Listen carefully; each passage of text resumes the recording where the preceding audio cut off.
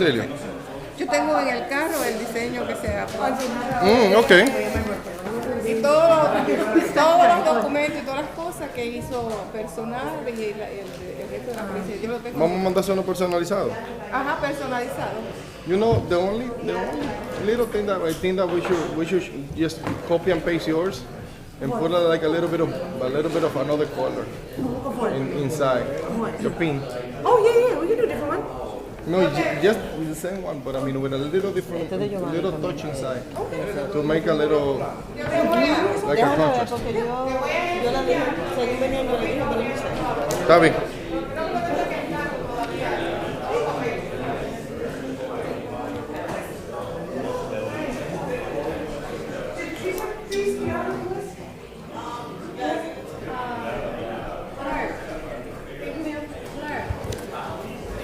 Yes, I would love that. Okay, no, that's fine.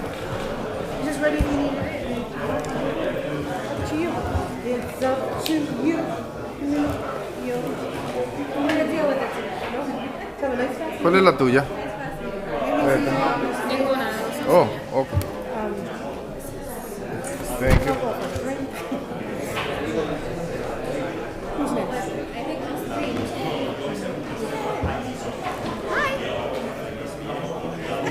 Permisito.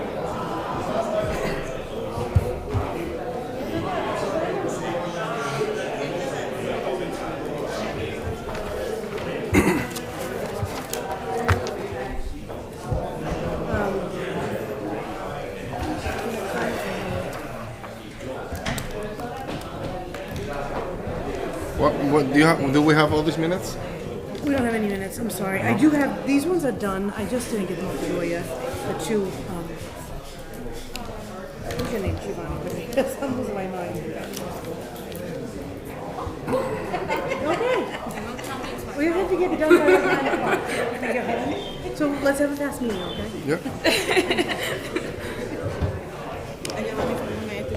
Ese es de Levi. Martinez. Oh yeah, some guy's coming. But Next Monday. should do it here? No? Yeah, he's coming. Oh, well, this is Zoom.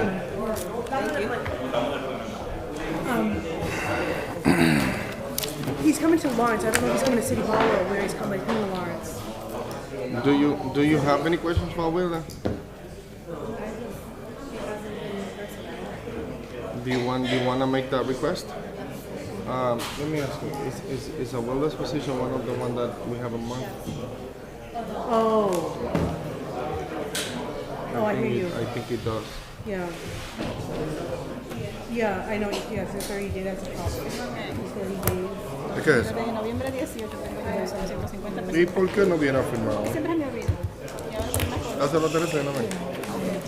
Ese es mío, los dos. Ese es mío. Oh.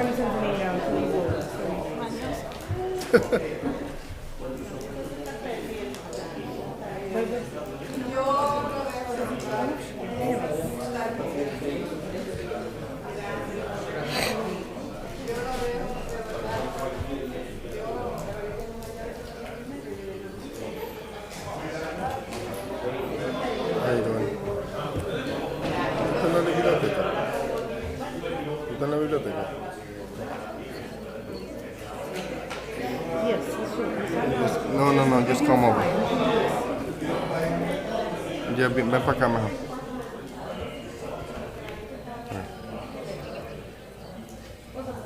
Just come. Oíste. We good? We good?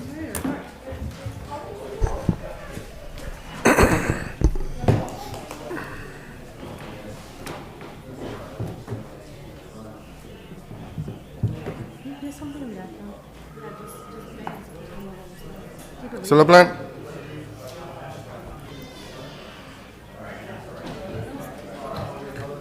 No, yeah, she's coming.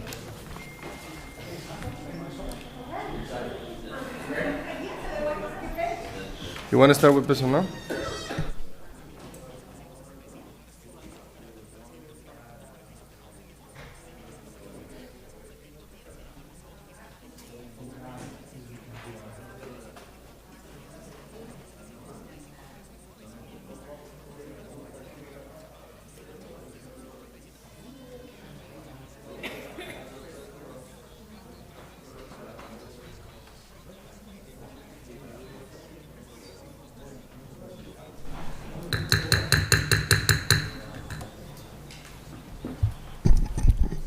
Good evening and welcome to the regular meeting for the Lawrence City Council. Today's date is Tuesday, December 17, 2024. Pursuant to Chapter 20 of the Act of 2022, this meeting will be hybrid, allowing participation both in person in the City Council chambers and remotely. Anybody that requests this link Zoom to be able to participate through Zoom, that was sent out through the City Clerk's office. This meeting will be transmitted live through the Lawrence City Council Facebook page, as well as the YouTube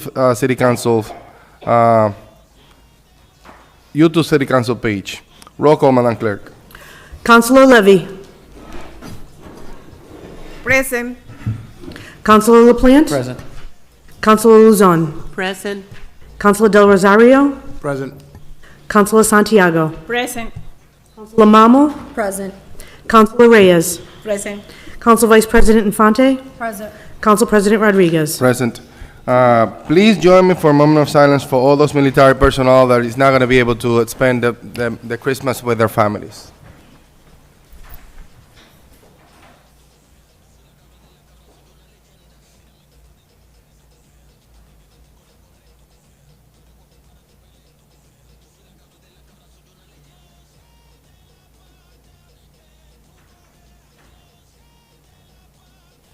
Now join me for the Pledge of Allegiance.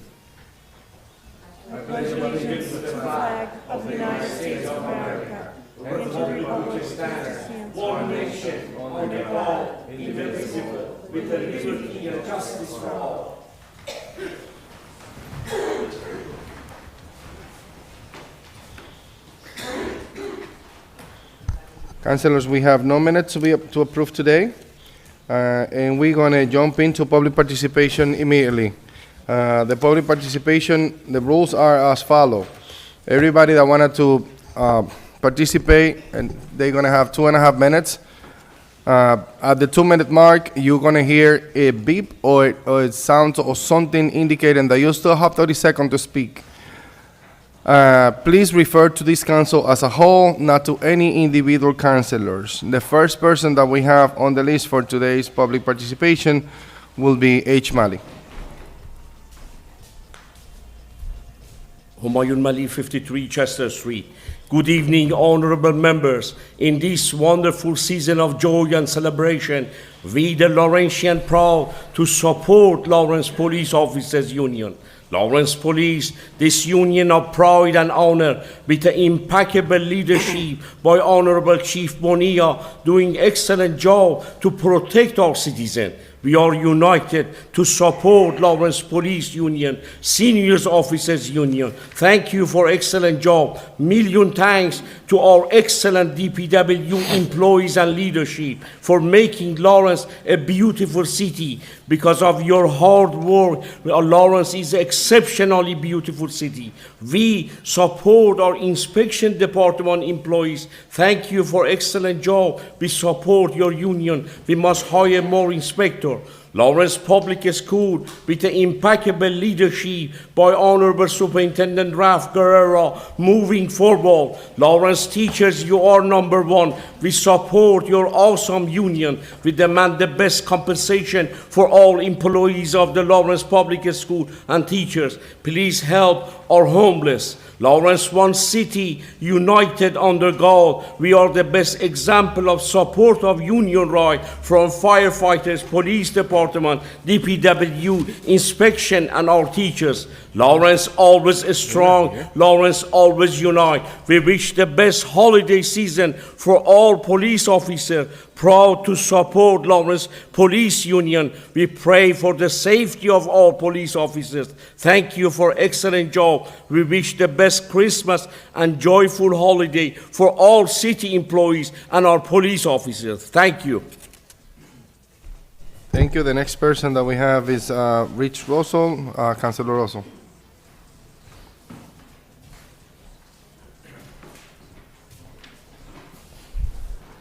Excuse me.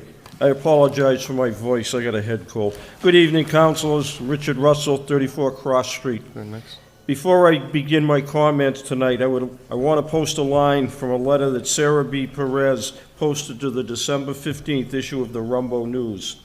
The community deserves transparency, accountability, and a commitment to hiring qualified individuals who will serve our city effectively. That thought would make for a nice Christmas present for the citizens and taxpayers of the city, and also make for a great New Year's resolution for all elected and appointed officials in the city. Now, for my several comments. First, how did the city of Lawrence exist for almost 40 years with only a director or commissioner of Department of Public Works? Now we need 2 associate commissioners, one in charge of operations and the other in charge of administration. I'm hearing that in line with their projected $100,000 salary, they'll be getting city-owned take-home vehicles. First question off the top of my head, why does the associate commissioner in charge of administration need a take-home vehicle? Usually, a take-home vehicle is supplied to individuals who are on call 24/7, 365. What kind of after-hours emergency would necessitate a take-home vehicle for the DPW's Associate Director of Administration? Next, I have always worked in a profession where everyone was supposed to be able to do the work of any and all that they supervise. How many people applied for these 2 jobs? Was a male considered for the Director of Operations job? And at the risk of being accused of a racist, was a non-Hispanic considered for either job? Second, with all the experience that this illustrious body has in dealing with home rule petitions, why haven't you sent one up to Beacon Hill, asking the state to allow the city to use traffic cameras to ticket red light and stop sign violators on an experimental basis? Suggestions for the first camera would be the Shattuck Street South Broadway intersection. As always, thank you for the time to address you with these pressing issues. Merry Christmas. Happy New Year. I hope you come up with some damn good resolutions. Thank you. Thank you. The next person is Antonio Polanco.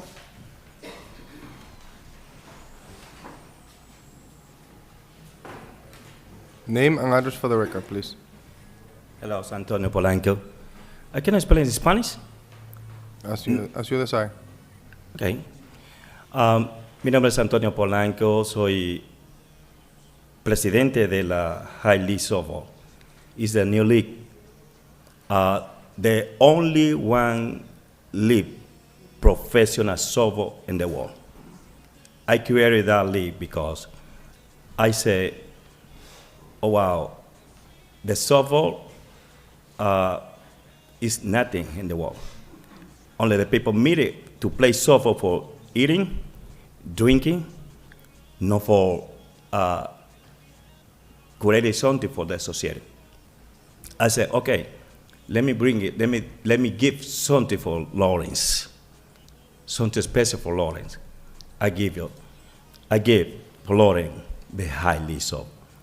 Almost everybody know me with the softball. Almost everybody know the work, my job, and the softball in the field every single week. I have it in the field 500 people every single week. People don't do nothing this week, but when I call them, come to play softball, they say, thank you. But all the time, I think I have a dream. My dream is, why the softball is not professional? Why the MLB play professional and they have something for the future for the people? The NBA have something for the future to the people. Why the softball no? But I created the softball league, High League softball.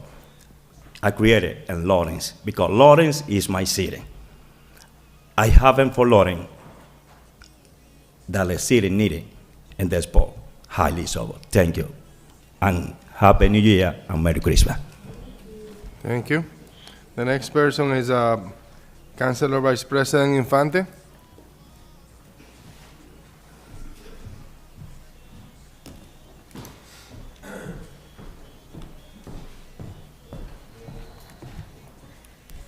Good evening, councilors.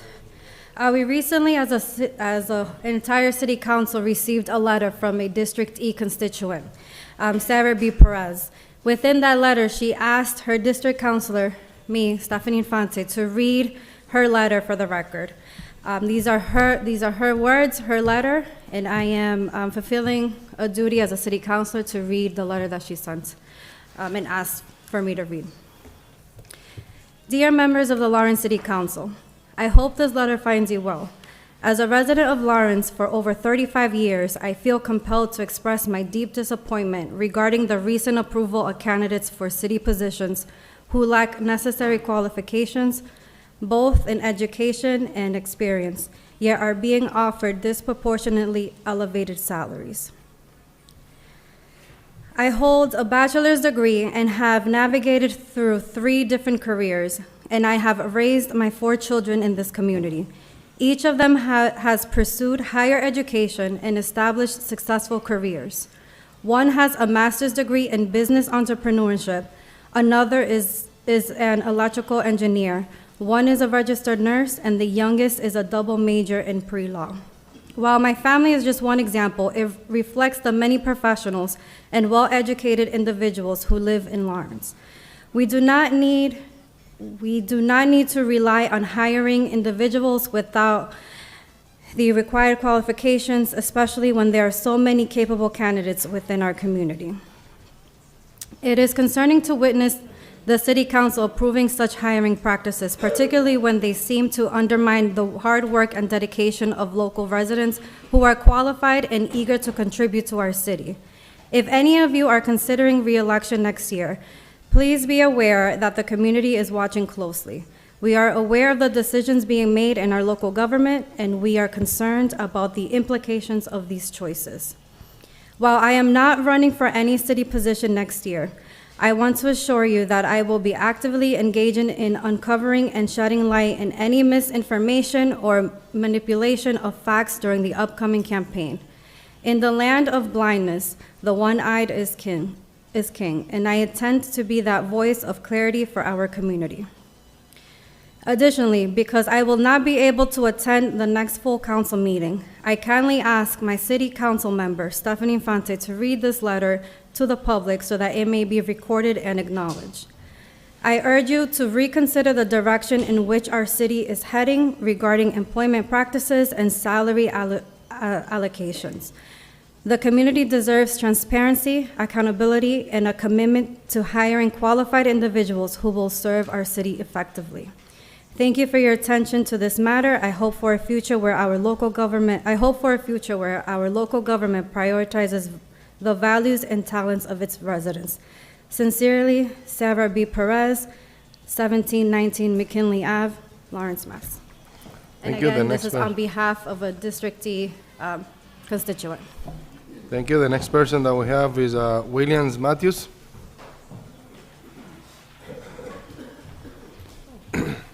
Name and address for the record, please. Hi, my name is William Matthews. I own properties at 39 Winter Street and 284 to 292 Lowell Street. I'm opposed to the change of Winter Street to a one-way. I think that's just going to impose a lot of hardships for the local businesses. And I even think about the daybreak shelter on Winter Street. If there was ever an emergency of the police or an ambulance or something like that, they'd have to go all the way down Broadway, down Essex Street, then come up Winter Street. By then, it just might be too late. As myself, as one of the businesses, there's just so many trucks coming into our businesses every day. A one-way street, which just wouldn't cut it, you know. And then we have another shop across the street, 291 Lowell Street, which is Polo Centro. They're a big chicken organization. When their trailer trucks come over the bridge on Lowell Street, the first thing they do is they pull down Winter Street, and then they back in to the shop on Lowell Street. They won't be able to do that if it's a one-way. Impossible. So I'm kind of like begging the city to think about not doing that. That's it. Thank you. All right, thank you. No problem. The next person that we have is Ricardo Pantaleon. Name and address for the record, please. Good evening to everybody here. My name is Ricardo Pantaleon. I'm here in my name, in behalf of the name of my co-friends here. We come here to witness. Address. my address is 191 Farron Street in Lawrence, South Lawrence. Okay, we are here to witness the great job Mr. Tony Polanco has been doing all these years for this sport, softball. And me and some of the managers of few things here in Lawrence, we came to support him to show you our project to grow the softball in Massachusetts, in Lawrence, for all the job people, the job, and all the boys and young persons that can play this sport.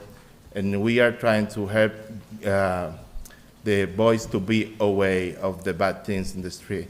So we can, me and all the people trying to work hard to do something better for the community.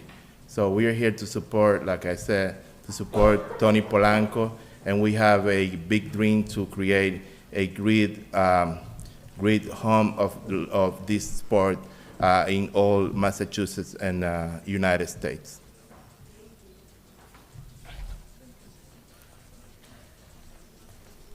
Thank you, councilors and members of the public. All these names are going to be submitted for the record.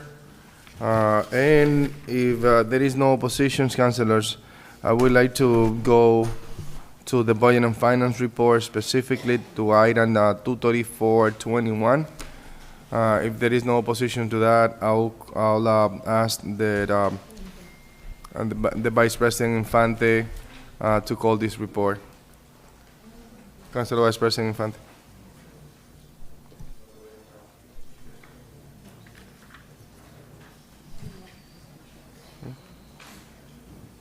Thank you, Council President. Through you, item 234-21, tax collection and local receipts update for fiscal year 2024 was sent up to the full council with a favorable recommendation, and I make that as a form of motion. There is a motion on the table, second by Councilor Luzon. There was a committee report, right, of a recommendation? Just a committee report, I think it was. Huh? No, we send it over for.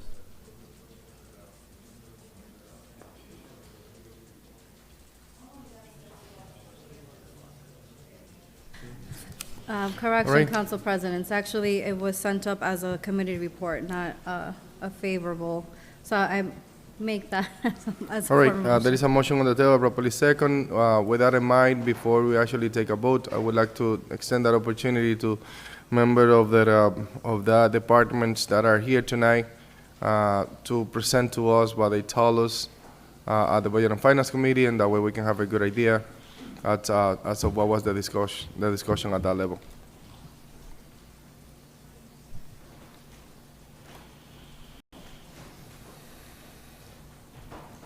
Good evening, councilors. I'll just introduce our city treasurer, collector, and our city comptroller. The city collector will have the information on the tax receipts, and the comptroller has the information on local receipts. Pearl? Good evening, councilors. Just give me a minute. Just for the public that is here present today, we are going to receive an update as of all the tax collections and the local receipt, which means basically how the city collects funds, and they're gonna explain each item as of how we're doing. And this item has been on the agenda since 2021, and we've been getting a current update as of how the city maintains the level of service that we maintain. That is correct. So I come before you, and all of you should have received the information in regards to how we're doing on real estate and personal property.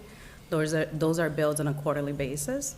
As you will see from the report that I submitted, the 2025 bills will show your gross tax levy minus your overlay, and it shows what we've collected year to date. As of right now, we've collected 46.67%, which reflects just the first 2 quarters. So it's going to be the preliminary quarters. And then the third quarter bill is scheduled to go out January 1st. So we don't have those collection numbers yet. And the fourth quarter goes out April 1st, which will have more information towards the end of the fiscal year. As you can see, cumulatively, 2024 all the way to 2020 will show that we've collected approximately about 98 to 99% of what was billed. Does anyone have any questions before I move on? Thank you. Okay, so the next item that I also will be discussing in regards to the collection efforts is going to be motor vehicle excise tax for 2024 calendar year, which gets billed at the beginning of the year. That went out, and we've committed year-to-date about $7.5 million, of which we've collected so far 84%. We still have 2 more commitments that's scheduled to go out. Those are usually a lot smaller on the scale. And when February 2025 comes around, we'll go ahead and send out the calendar year 2025 excise tax bills. Those are approximately about, we bill about 45,000 bills, which accumulate somewhere around 6 million. So that does go out mid-February, due towards the end of March.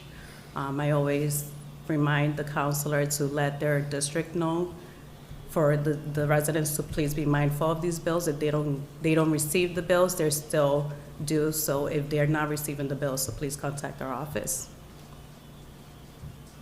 Council President, are we able to ask questions when she takes a break like this?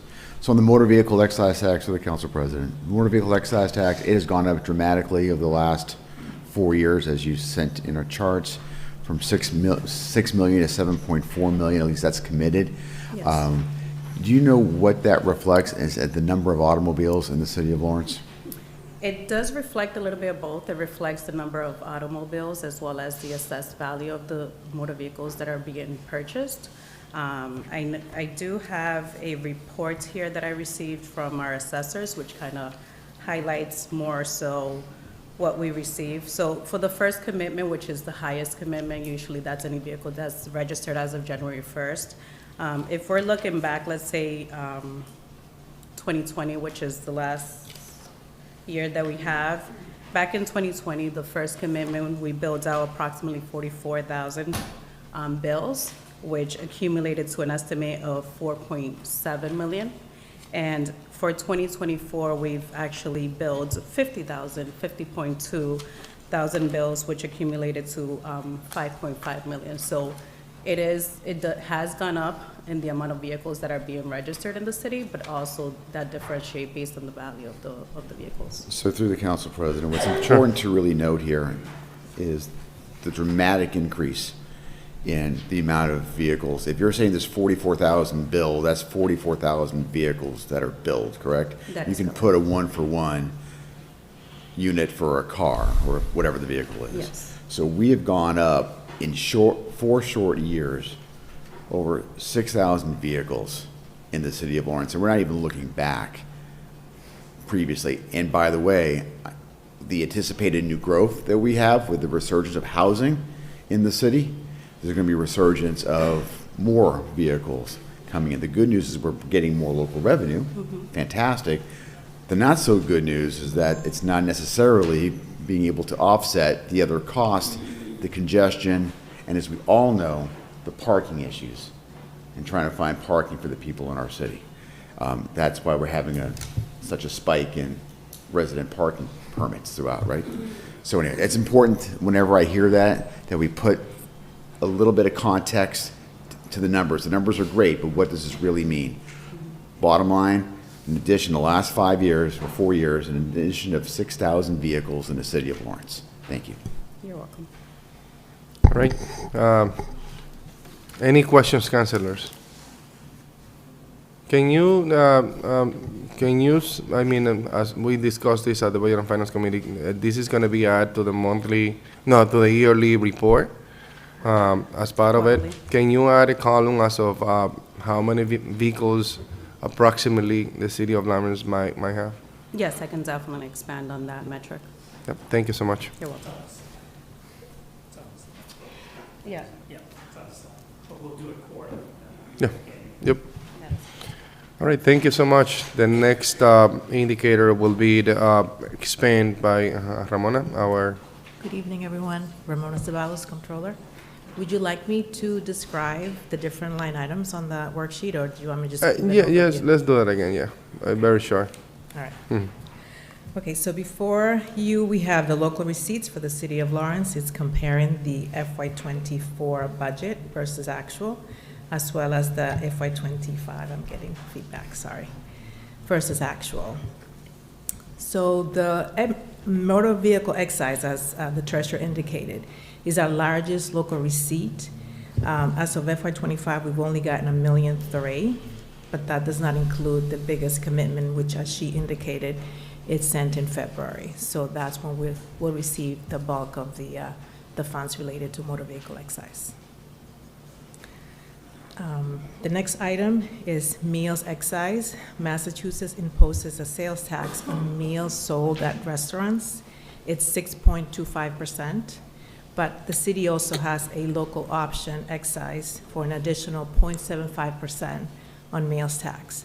This is received quarterly from the state, as well as the hotel excise tax, which is also received quarterly. Massachusetts has a room occupancy excise of 5.7%, and the city has a local option of an additional 6%. This is also received quarterly. Penalty and interest on taxes. These includes interest on taxes, which is 14% on anything not received after 30 days. We also have in that category penalty and interest. Tax liens, tax titles used to be 16%, and as of November 1st is 8%. Costs on taxes and services fees, it includes demand notices, which is $30 if not paid within 30 days after the fourth quarter bills, which are due June 1st. Payment in lieu of taxes, also known as pilot. These are agreements within the community to recoup lost revenues as a result of state property tax exemptions. In this category, we have the Lawrence Housing Authority. Other charges include downtown parking, 10% admin fee from police and fire, city clerk receipts, and cemetery, etc. Other fees include fees collected from various departments such as ISD and from community development. Other departmental revenues include payments from the Lawrence Housing Authority related to police detail. Licenses and permits mainly include building inspections, electrical, plumbing, fire alarms, smoke detectors, among others.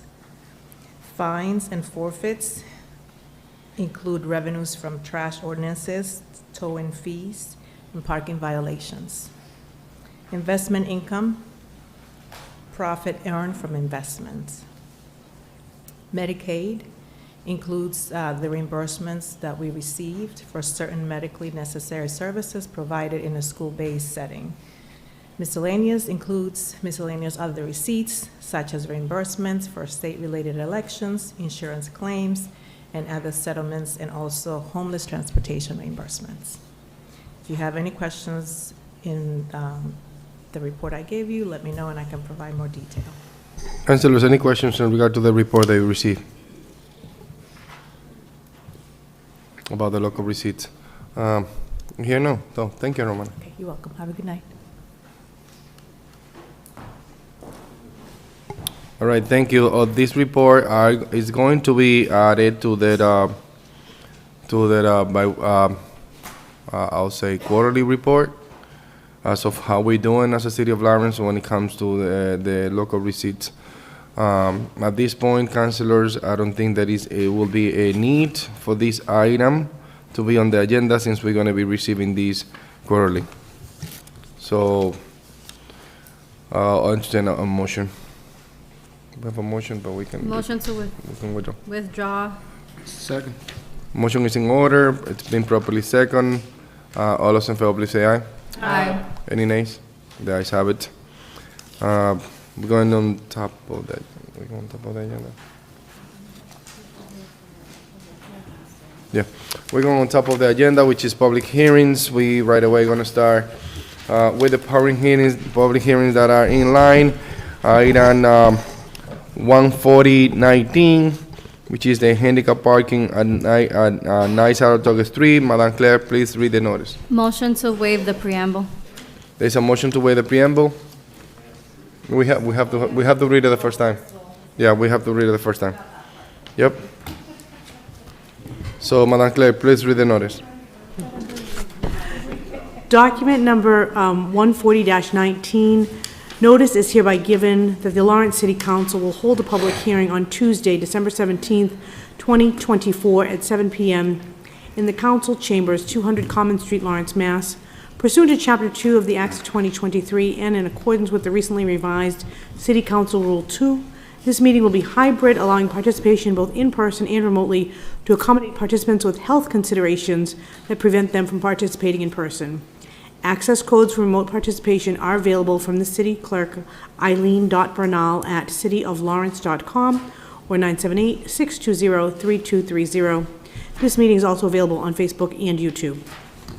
The purpose of said hearing is to gather testimony, information, and public input concerning the proposed amendment to the revised ordinances of the City of Lawrence to be further amended by adding to the following subparagraph to Section 10.36.340 of the Municipal Code, handicap parking in the proper alphabetical order. Saratoga Street, east side, from a point 145 feet north of Myrtle Street to a point 165 feet north of Myrtle Street.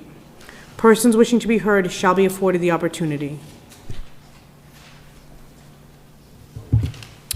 Councilors, public hearing is now open. There is anybody from the public that wishes to speak? Public hearing is now closed. Councilors, what's the motion? Motion to approve. Second. There is a motion to approve, properly second. Any discussion? I hear none. All those in favor, please say aye. Aye. The ayes have it. Now motion to waive the preamble. Yes, Madam Clerk, please read the notice for item 2223, one-way conversion into Winter Street from northbound to, from Exit Street towards Lowell Street. Yeah, now we need a motion. Motion to waive the preamble. All right. It's a motion to waive the preamble, properly second. Discussion on that. I hear none. All those in favor, please say aye. Aye. The ayes have it. Madam Clerk. Document number 22-23.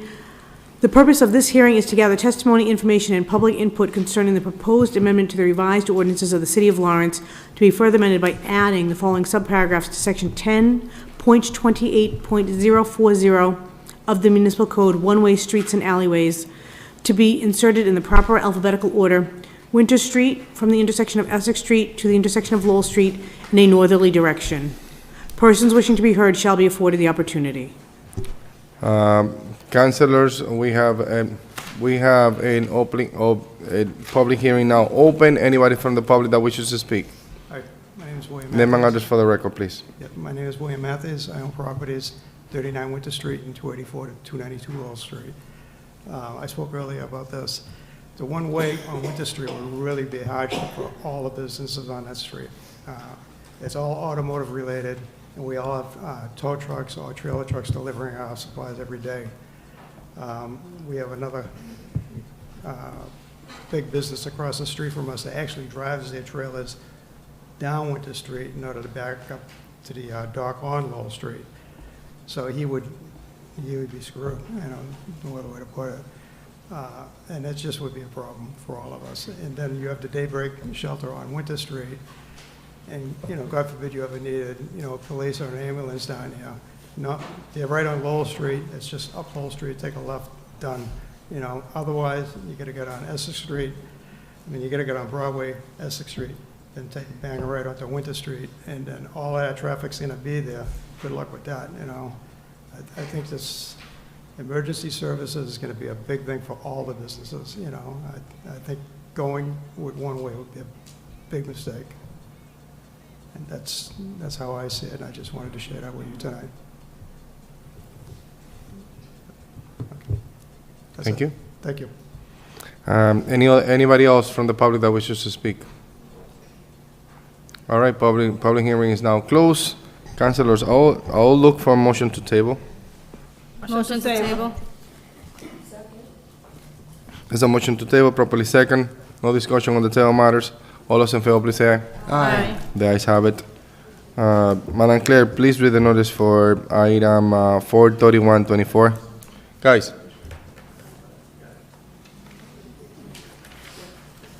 Document number 291-23. The purpose of this hearing is to gather testimony, information, and public input concerning the proposed amendments to the revised ordinances of the City of Lawrence, to be further amended by adding the following new paragraph to Section 10.40.060 of the Municipal Code, permit parking street designation, to be inserted in the proper alphabetical order. Walnut Street, east side from Myrtle Street to Park Street, and Walnut Street, west side from Myrtle Street to Park Street. Persons wishing to be heard shall be afforded the opportunity. Anybody from the public that wishes to speak?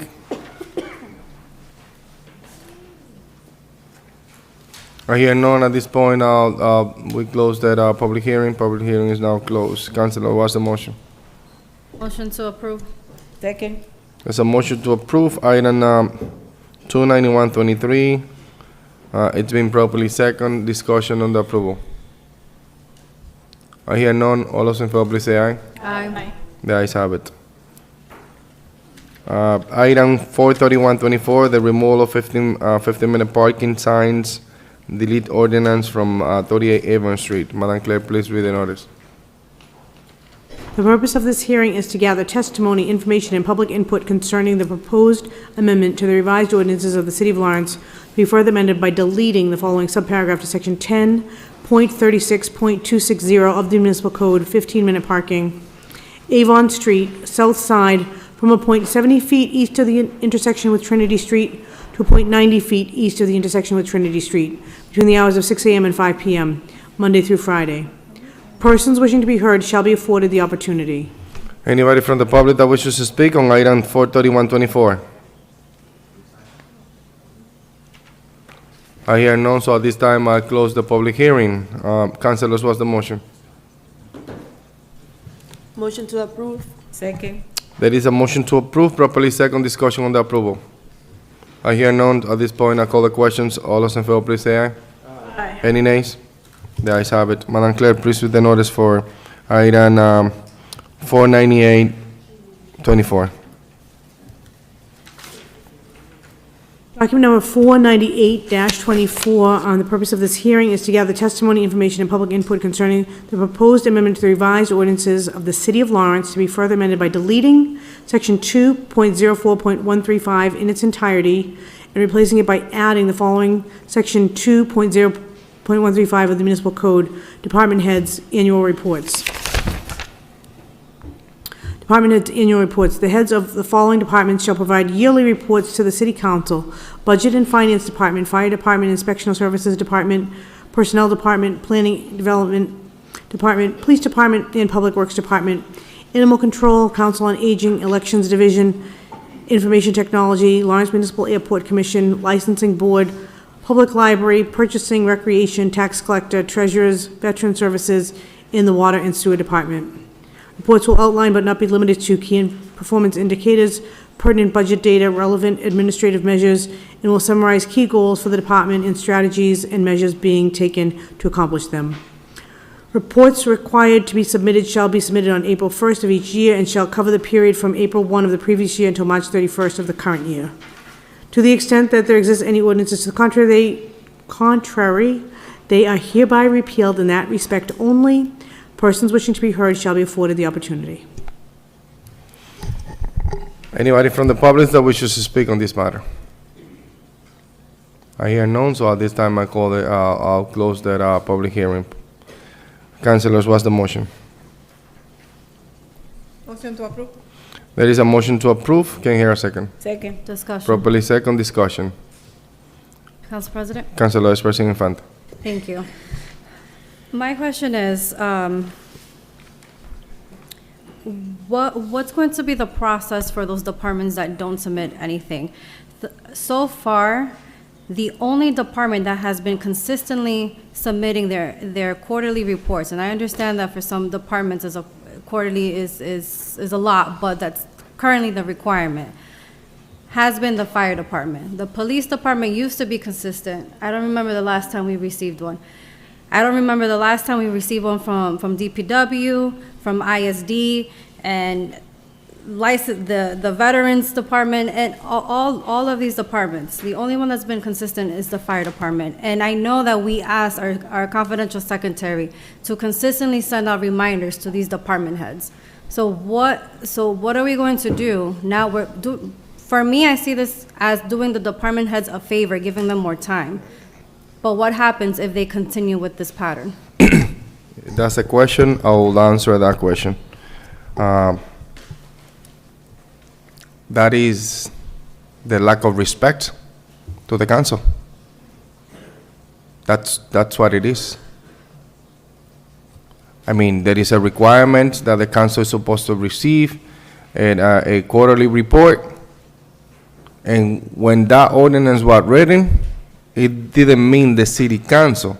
It means that once you get to the council, that information is public. That's what the meaning of it. Given the opportunity to get only one report, that means that is more of a lack of transparency. And if we advocate for transparency, a quarterly report should be maintained and should be requested for the best interest of the administration through the mayor's office and not necessarily through the city council, because that information is public once it comes to the city council. So I don't know why we're even discussing this ordinance, to be honest with you.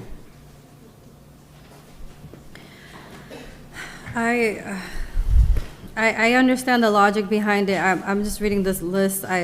Another one, the public library, the airport. I don't know if any of my colleagues recall the last time we received a report from them. Like I said, we on our end, we have the records of our secretary sending consistent reminders to all department heads to obey our law and submit their quarterly reports. So I don't know. I just wanted to put it out there. It is like I just said, Councilor Vice President.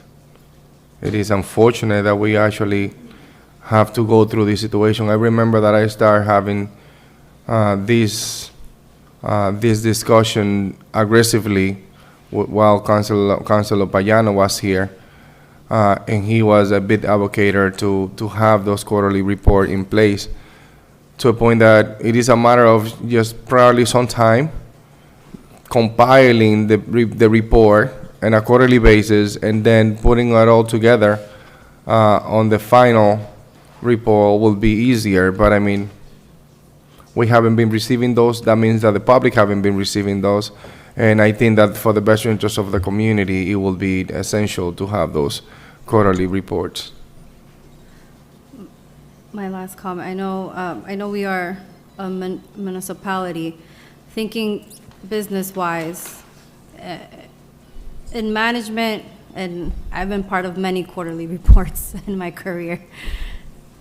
Businesses, organizations present quarterly reports to their board of directors, to their CEOs, to their vice presidents, their presidents. I don't agree with this yearly report petition. And sometimes they get less money. Councilors, any other questions in regard to this matter? Councilor Plan. Councilor Plan. Well, first of all, I appreciate the council president's opinions. Not opinion. I will repeat. Not an opinion. Excuse me. Stay fat. Yeah, you're doing it through me. I don't want to entertain your keep on moving on one direction with one agenda. Not an opinion. I respond to a question, and I'm entitled to a fact. Okay? You have the floor. I disagree with the council president, to be honest. You disagree, thank you. And I think it's important to state, and you can shut me off again. I will if you keep on saying that I actually explain my opinion. You have the floor. Council President, I don't want to take too much oxygen on this, but in this particular point, you bring a lot of great points to the table as a counselor. But sometimes when it deals with this particular rule, it is something that I think you need to work on a little bit more, Council President. It's a tough position being the Council President because you cannot give your opinion That's out of order. From the chair. Out of order. Stay on the topic. I am. And you talked about the lack of respect. Stay to the topic. I am. You talked about the lack of respect. Those are your words. You talked about the lack of transparency. These are opinions that you've said that are not based on facts, but are based on opinions. And they may be valid opinions. But those are the comments that, now that you engage in this discussion, Council President, from there, I get a chance to be able to talk about that.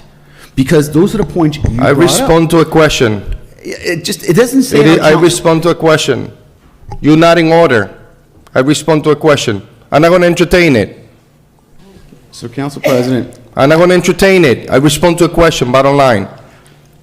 And in our rules, Council President, it's my last point, and you can shut me down and talk over me. No problem, I will. I expect, which is this. In our rules, it doesn't say that if you're asked a question for your opinion that you can go ahead and do it. You cannot do that. You want me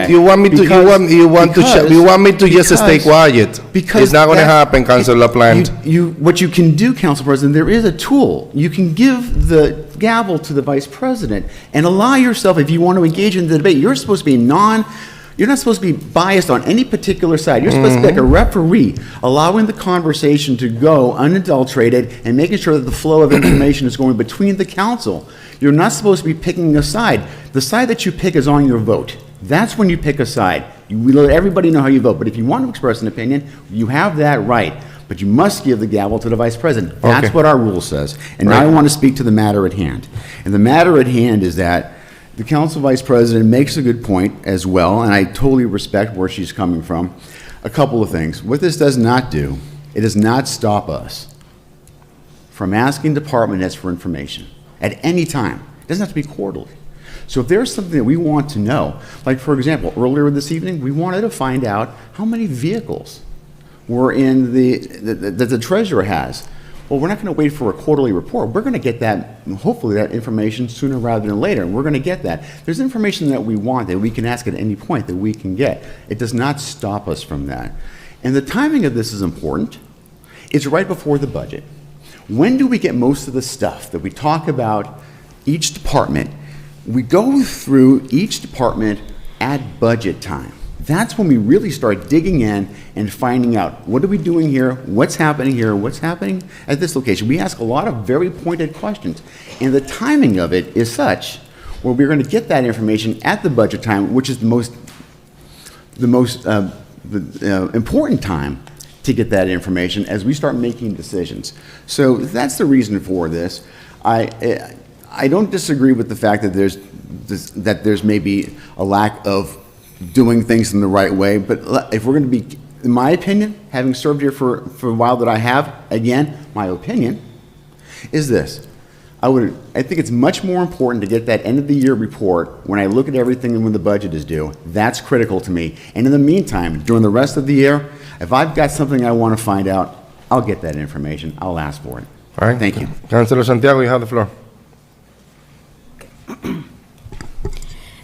About the budget we approved recently, just two council was not agree with the budget, was Councilor Luzon and me.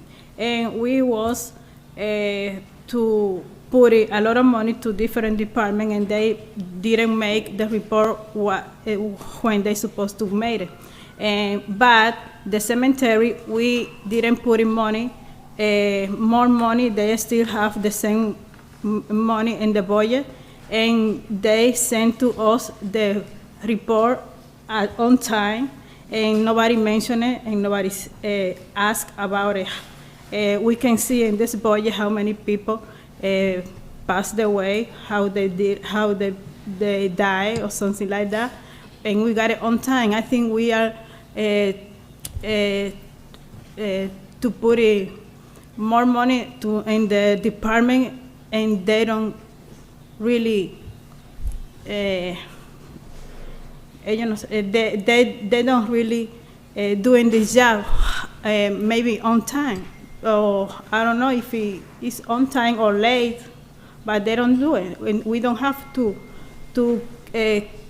keep giving the money. That's it. Thank you. Any other councilors?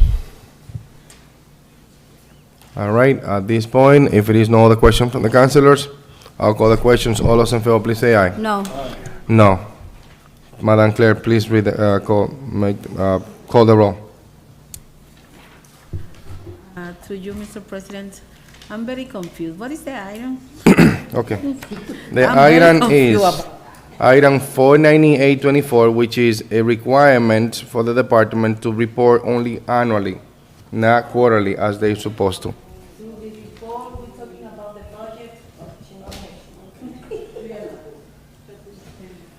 Council, let me get with you on the vote, Yeah. A vote yes means you want to change it from quarterly to I would like to annually? clarify to my, That's fine. And a vote yes, Madam Clerk? A vote yes means you're changing it from a quarterly report to an annual. I'm sorry, thank you. Vote yes means yes, you would like to change it from quarterly report requirements to just annual. And if you vote no, that means you'd like to keep it with the annual, quarterly reports that we currently require. Quarterly, yeah. Yeah. So I mean, vote yes means keep it as is, which is quarterly, and vote no means you're gonna change it from quarterly report to annual report. Hold on one second. A vote no means you keep it as is, quarterly report. A vote yes means you're gonna change it from quarterly report to yes annual.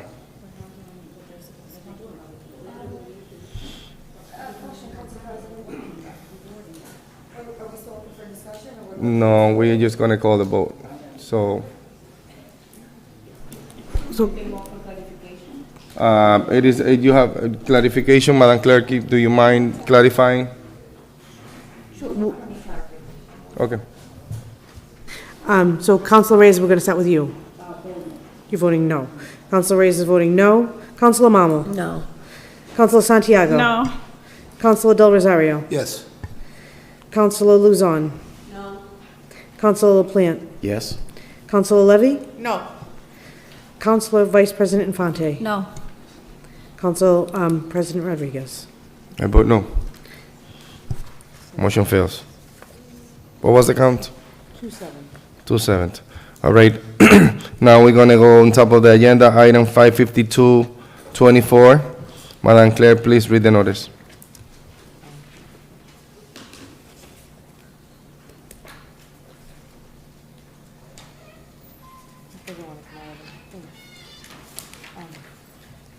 Notices with regard to both 552 and 564.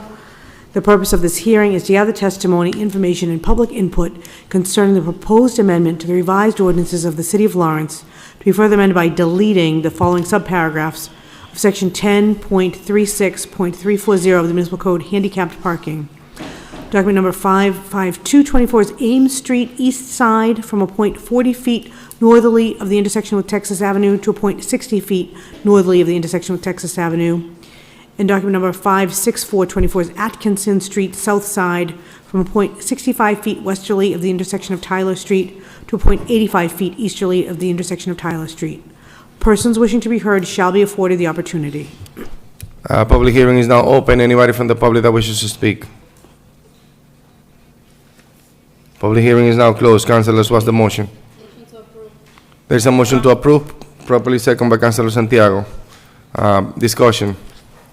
I hear none. All those in favor, please say aye. Aye. Any nays? The ayes have it.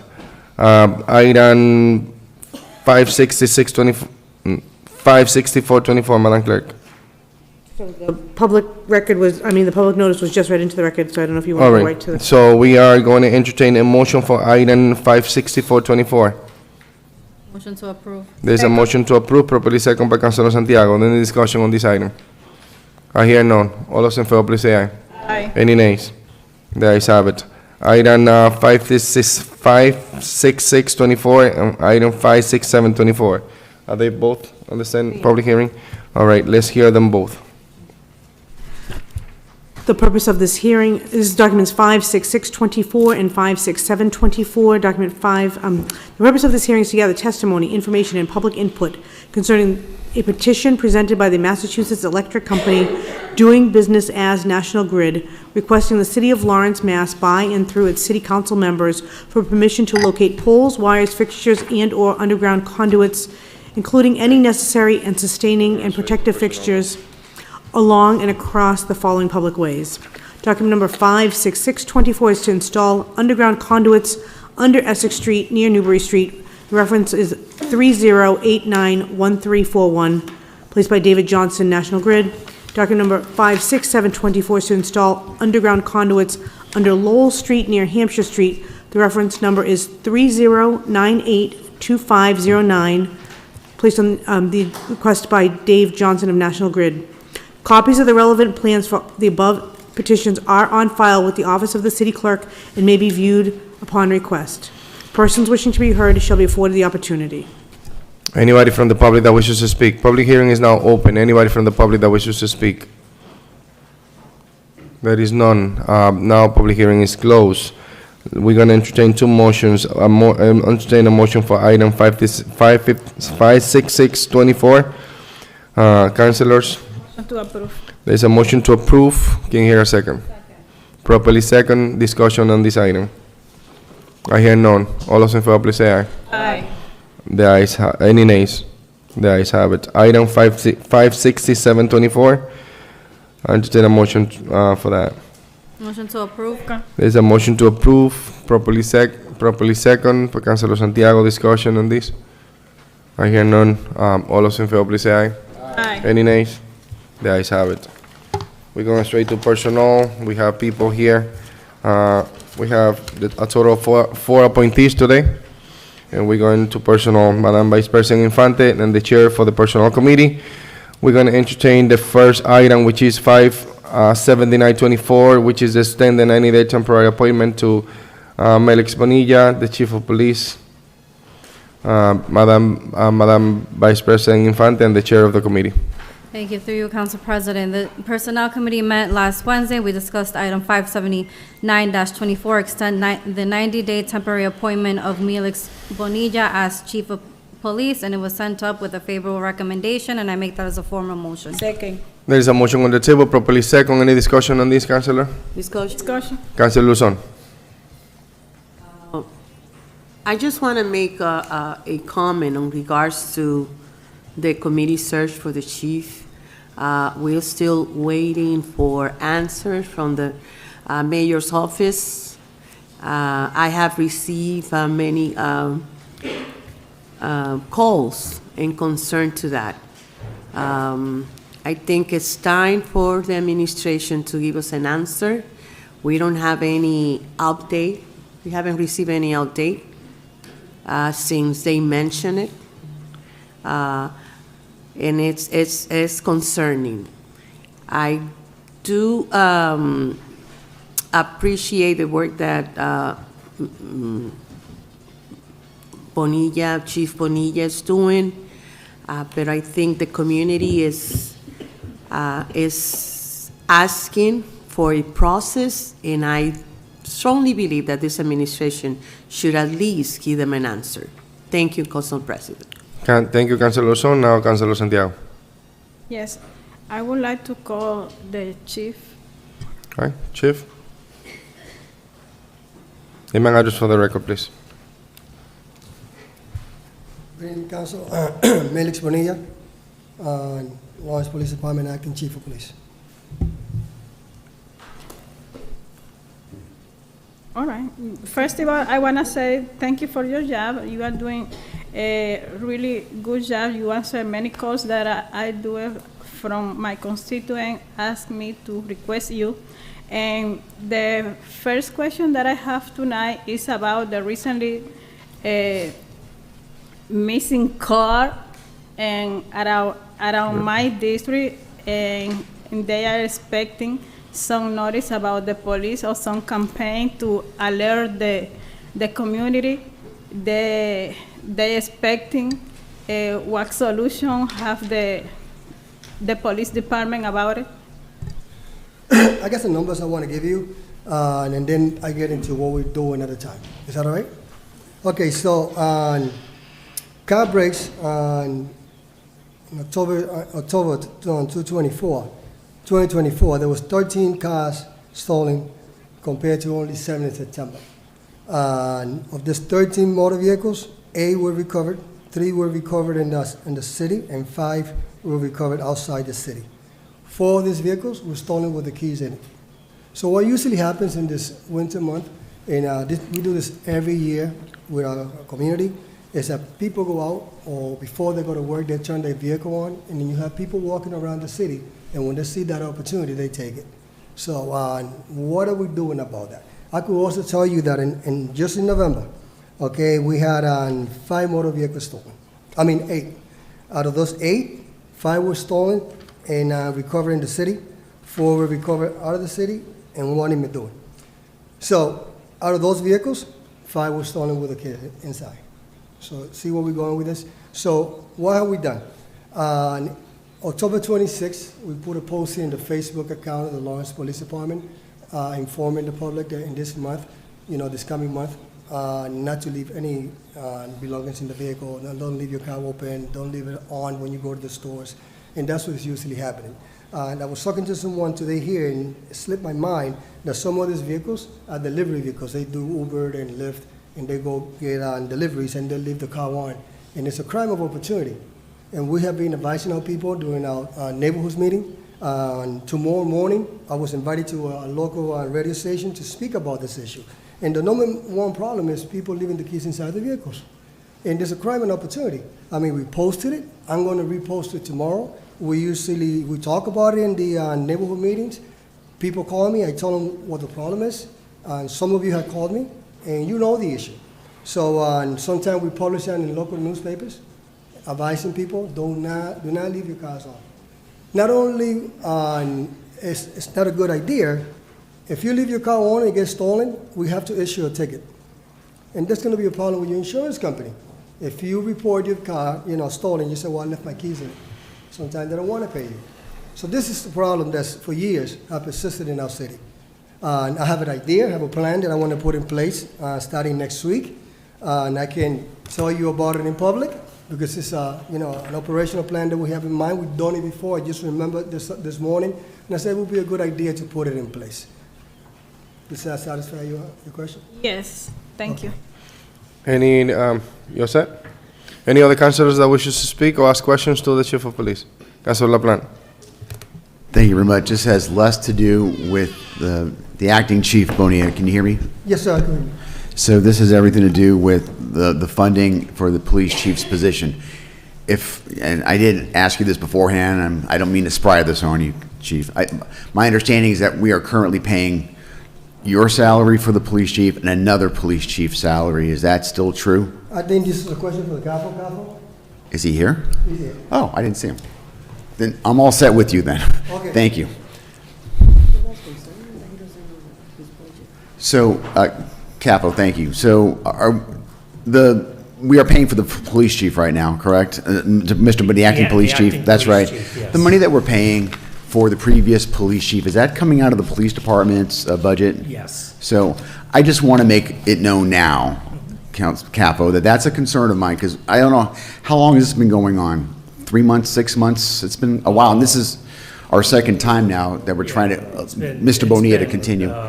6 to 9 months. 6 to 9. I don't recall. It's a concern, and the reason why I'm bringing it in this public setting, it's a concern that I've been getting from residents.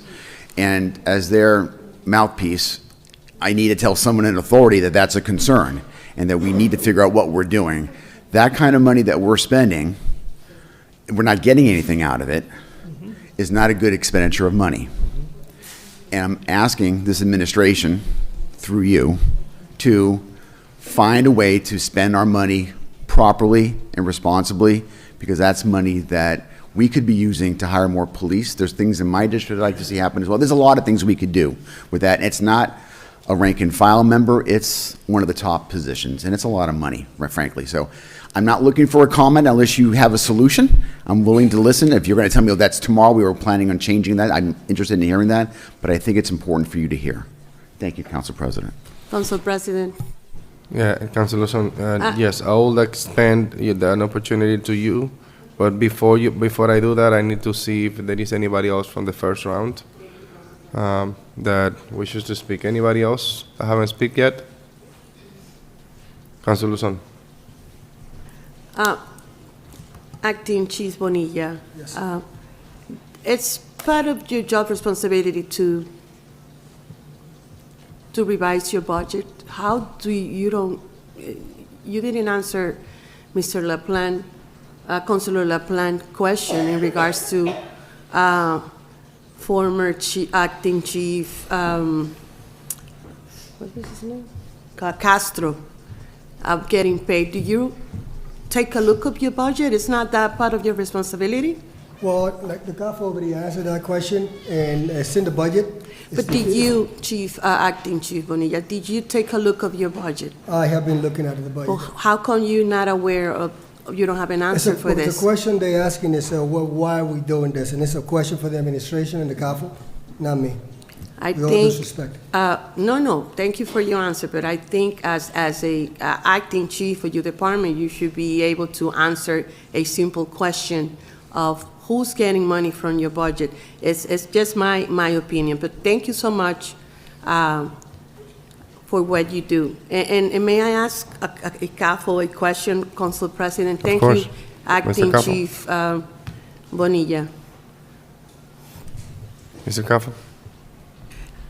Thank you, Council President, to you. And my question to you, CAFO, is do we have any answer from POST? And I'm going to have to say thank you to Councilor LaPlante for reminding us about this issue, that yes, we have sent several emails to our attorney, to the Human Resource Department, and we haven't, well, personally, me as a councilor, haven't received any concrete answer. But to you, CAFO, do we have any information about POST and their decision on former Acting Chief Bonilla? Castro, apologies. I don't have any information from POST, perhaps the Chiefs does. I don't communicate with POST. I think that's a police department item. Thank you, Council President. No problem. Any other questions? Any other questions from any other councilors? Councilor Levy.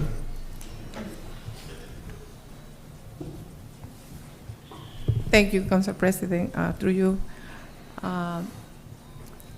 Good evening. Good evening. My question is, it's not a question, baby. I would like to ask, because sometimes we get like some information on things that happen in the city from you guys. Okay. But there are other information that sometimes happen that we never got, Last week, in front of my house happened something. And I don't know, they closed practically the street. That happened on Wednesday. They closed the street. That was the fire department, the police department, the hospital, but we never get a report when something like this happening, and that happened for about 45 minutes. That everything, so car has to turn it around and go through other way, looking the way to get out. So I just try to get out and see what's going on at the time. It's happened maybe by 6 o'clock, and still 7 o'clock they were in there. The police, the fire department, and that was not a fire. I didn't see any, but something happened. Okay, so if it's a major incident in a police department that I should know about, I get a call by the department, the shift supervisor. So the fact that they didn't call me, that could have been an accident or a house fire. If it's something major in the city that you should know, I send communication through the... There were a couple of ambulances over there. There were, the fire department. You guys were there. They closed the street on Fulton in both parts on Prospect Street. So, and like I say, I didn't get an official notification from the shift commander, so more than likely it was an accident. You know that Prospect Street is very narrow, so when you have an accident on Prospect Street, you have to close the lateral street. It could have been that. I didn't get the call, so I'll find out if you give me a date. But if any major incident in the city, you are going to know about through the city council president. Is that right? Correct. Okay, Thank you. no problem. Councilors, any other questions in regard to these appointments? All right, now at this point, I'll call the questions. All those in favor, please say aye. Aye. Any nays? All right, the ayes have it. Item 58024, the appointment of Aida Santana as a deputy DPW director. Madam Vice President, the chair of the personnel committee, please present us with the report. Item 580-24, the appointment of Ida Santana as Deputy DPW Director was sent up as a committee report, and I make that as a formal motion. Second. There is a motion to accept this as a committee report, properly second. Any discussion on the committee report? I hear none, so at this point, I call the question. So all those in favor on the committee report, please say aye. Aye. Any nays? The ayes have it. Councilors, I'll entertain a motion at this point. Motion to approve? There is a motion to approve item 58024, which is the appointment of Aida Santana as the Deputy DPW Director. Can I hear a second? Second. Discussion. It's been properly seconded by Councilor Rosario. Discussion, Councilor Santiago. Yes, before we approve, we wanna get her in the podium, please. Yeah, that's part of it. No, we accept it now. We just have it as it's part of it. Good evening, councilors. Good evening. Aida Santana, 200 Common Street, Acting Deputy Director for DPW. So, Aida, take this opportunity to Thank you. be fluent first. I mean, Okay. you're probably scared a little bit. Don't be scared. Just I know, last normal time I was- conversation. All right, thank you very much. I'm going to read something here. Thank you so much. It is an honor to stand here before you. From my time as DPW office, I'm getting nervous again. I respect you so much, and that's why I get so nervous, so my apologies. I'm going to start again. It is an honor to stand before you today. From my time as DPW office supervisor to my current role as acting deputy director, I have worked very hard to serve my community, tackling the challenges that come with running a busy city like this one. I have managed over 50 contracts, including street signs, potholes, sidewalks, repairs, electrical service, salt procurements, and more. I am also leading major projects like the solar lights for parks, the Mario Bridge with Mass DOT and our engineers, and the street light repairs. I believe that the work I'm doing is showing my dedication and my love to Lawrence. Every project and effort I'm leading alongside my team is based on the values of being honest, responsible, and focused on our community needs. I am proud of the progress we are making across the city. To improve communication and teamwork, we've started monthly division meetings to ensure that all DPW teams collaborate more effectively. This has helped us know what every division is doing and deliver effective service. If appointed permanently today, I will build on the strong foundation that is already in place. I will focus on improving operations, maintaining transparency, and ensuring efficiency, prioritizing safety, city maintenance, and community projects assigned by DPW director. I will work responsibly with residents, city leaders, and my team to keep our city moving forward. This role is not just about what I've done. It's about what we'll continue to do. I'm fully committed to Lawrence. I am ready to take on this role with passion, honesty, and a strong sense of responsibility. It's a huge responsibility that I want to take on. As a woman in a male-dominant department, I take pride in setting an example and breaking barriers. Leadership is about the difference we all make together. I am humbly asking for your trust and support so I can continue serving with the passion and love I have for Lawrence. I am ready for the challenges ahead. With your help, together, we can continue making Lawrence stronger and better for everyone. Thank you. Councilors, you have received the package with all the information regarding this appointment of Ida Santana. So at this point, councilors, I'll open the floor for questioning to the candidates. Councilor LaPlante. We don't have a question, just have a couple of comments. One, it is rare where an actual applicant actually makes a phone call and wants to make their case as to why they would do a good job here. I've met a lot of folks that come before the council looking for support, and it's, like I said, it's rare, but Ms. Santana did that, and that impressed me, to be honest with you. The second thing that impressed me about Ms. Santana is the fact that she has taken some classes to further along, especially with the procurement section. And I think that in any position in the city, whenever you have an opportunity to be more informed and better educated, that's a good thing, not only for personal growth and development, but also good for the city and the taxpayers who all of us work for. So she's qualified, she's got the credentials, she has already expressed to me anyway the desire to learn and do further and more growth, and I'm impressed by those things. So I will be supporting her this evening. Thank you. Thank you. I'm honored. Council President. Councilor Luzon. I thank you, Santana. How many people, I'm assuming that you are aware of, or Director Jaime, how many people applied for your position? And I know you answered this before, but let's give the audience another Let me response. comment on that. So Jorge Jaime, 200 Common Street, Lawrence, Mass. So let me tell you, we posted the position twice. The first time we got one applicant, and one of the applicants is one of them.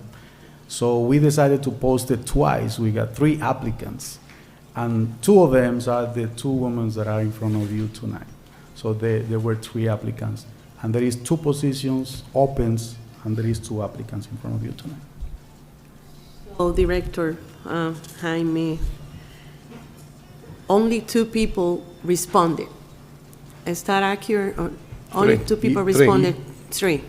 Three people applied for the position, and Okay. 2 of them were chosen. Okay. And she was working at the city at this point or not? She was working with Well, us? The No? third person? No, Ida. Yeah, both of the candidates were working actively at the city. And the city, In the okay. city of Lawrence. All right. I'm just responding to some of the questions that I have received. But thank you for your response. Any other questions? Councilor Mamo?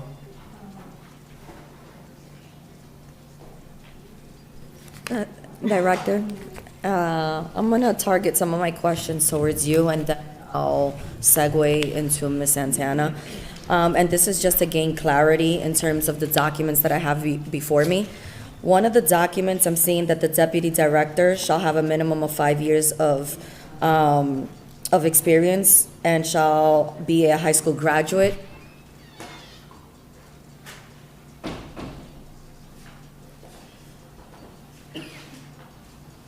But then another document I'm seeing under the qualifications, it's a bachelor's degree or an associate's in a relative field preferred with at least 3 years of experience.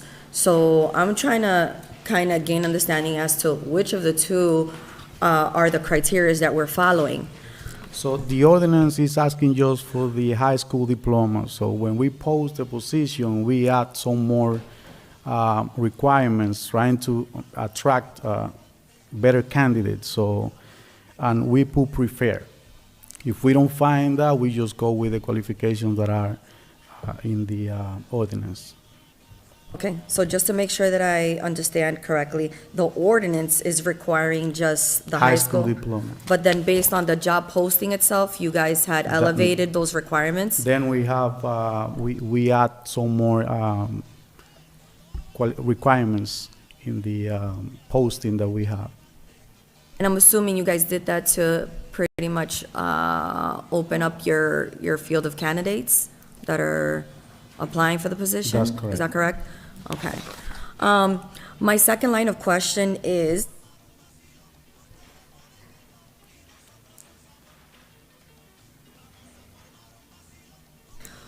one of the documents here before me is regarding the pay grades.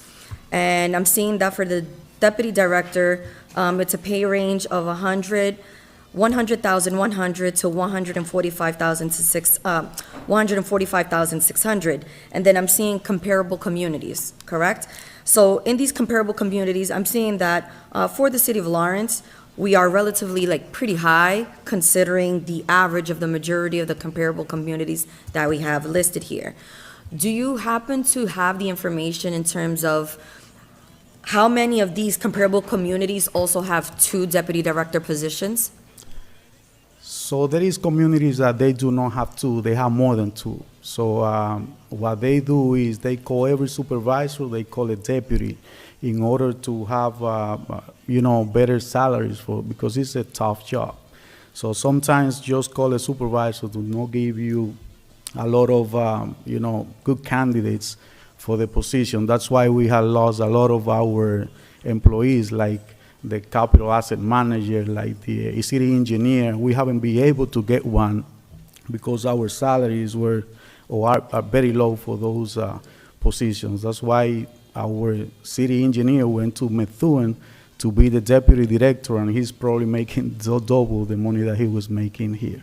So we see that we bring a lot of good employees, we train them, and they just leave, you know what I'm saying? So that report, so I didn't work on that report, is a report that we receive right now. We're just paying $100,000 to them. They start step number 1, and let's see how they can continue, progressing to see how we can give them a better salary. So, but again, it's a tough job, and they are working, pretty hard to, continue improving in our city.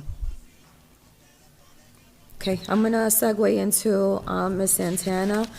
I was going over your resume. Okay.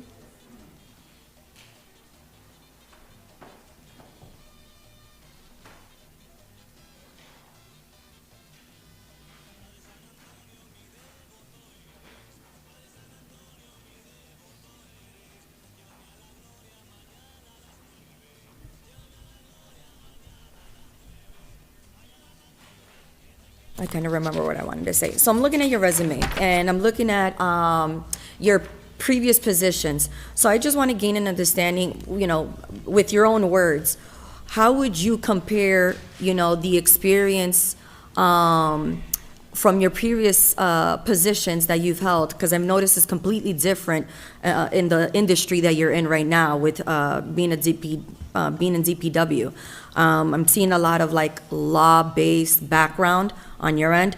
How would you justify or say that the experience that you had in those previous positions relate to the position that you're currently vying for right now? So as acting deputy director for DPW, I am managing mainly the administrative part of it. My previous positions, as you mentioned, is law and finance. I worked for credit unions, huge credit unions. One was named number 5.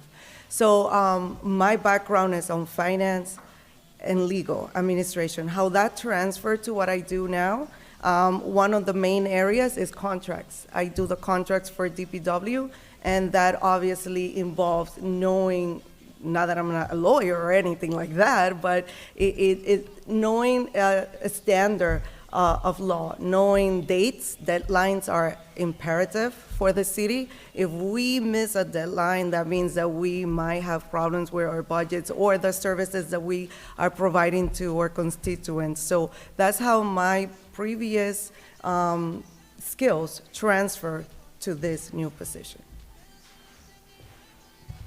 The last thing I'll ask of you is, I'm seeing a documentation with all your certifications. If you mind going over the certifications and how do those certifications, if any, that you have listed relates to how that has benefited you or contributed to the position that you're vying for? Okay, so I have one associate's degree in science business management, managing an administrative office that relates to that. I have public contracting overview, supplies and services contracting, and Associates Massachusetts Certified Public Purchasing Official, which is the MCPPO. That's directly to knowing more about procurement, handling anything that has to do with the procurement process. Another certification that I have is the National Society of Leadership and Success. That's definitely focused on leadership, teamwork, effective communication. I also have E para Todos, which is Negocios Exitoso. I did that in Lawrence, so that also helps me understand the community and the businesses that the community have and the struggles that our constituents have as business owners as well. And the last one is not the last one, but I helped you. That was in the financial industry to learn more about financials, standards and the process in finance.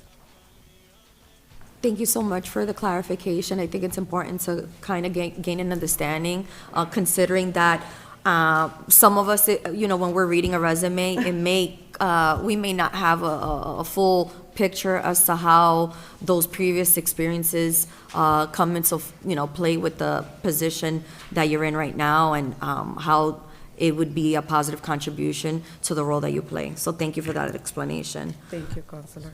Councilors, I just want to add that one of, like you heard, Ida is more concentrated like in the administrative part of the department, and Rosanna is gonna be concentrated like in the operational part of the department. So those are the two targets right now where they are working with. So, and they are doing a sectional.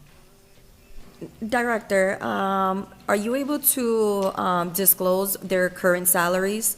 Their current salary now, and would the salary change upon, if it does go through, what would those changes be?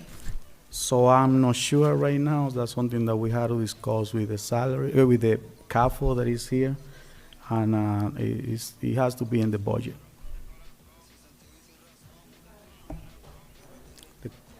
The current is... The current salary. Right now is 100,000. 101, Mr. Minimum. This current salary is $100,100, which is the minimum of the range that was approved by the City Council in the non-union compensation plan. The range is $100,100 to $145,600, I think, is the absolute range. So right now, as an acting candidate, they make the minimum of the range. After they, based on the DPW director's recommendation to the HR director and the mayor, they can propose an increase in that salary at any time, once they're permanent employees. I'll just end, and I hate the fact that I'm probably going to end it with a sour note. I don't know, it comes across as this may be an ordinance issue for me in terms of how this position is just a minimum requirement for a high school diploma, yet the salary, I feel like the salary does not match the qualification portion. I think it's a slap in the face to many people who do their due diligence to get educated, get the degrees that they need to get the necessary qualifications and experience. And it is very unheard of to see this salary range matching this type of qualifications. And I feel like we're either having to, at some point, review and make some adjustments, because right now, to me, that doesn't make sense. You know, just in this line of work, Counselor, it's not unusual for, you know, DPWs out in the streets, they're, you know, digging ditches, they're doing all sorts of stuff. So the profession leads itself to people who have a lot of experience. So it's not unusual for DPW administration not to have college degrees, because that's generally not required. It's the experience they have in the field and so forth and in the department. So it's not that unusual. I just want to comment that the ordinance has a minimum, the ordinance, it's an old ordinance, could be amended, but it has a minimum of a high school degree, but the job posting does say bachelor's or associate's degree is preferred. And I believe Ida has the bachelor's, an associate's degree in business administration. That's better than high school. All right, any other questions? Councilor Santiago. Yeah, I was confused. The salary is 100 for each one? That's correct, for each of them.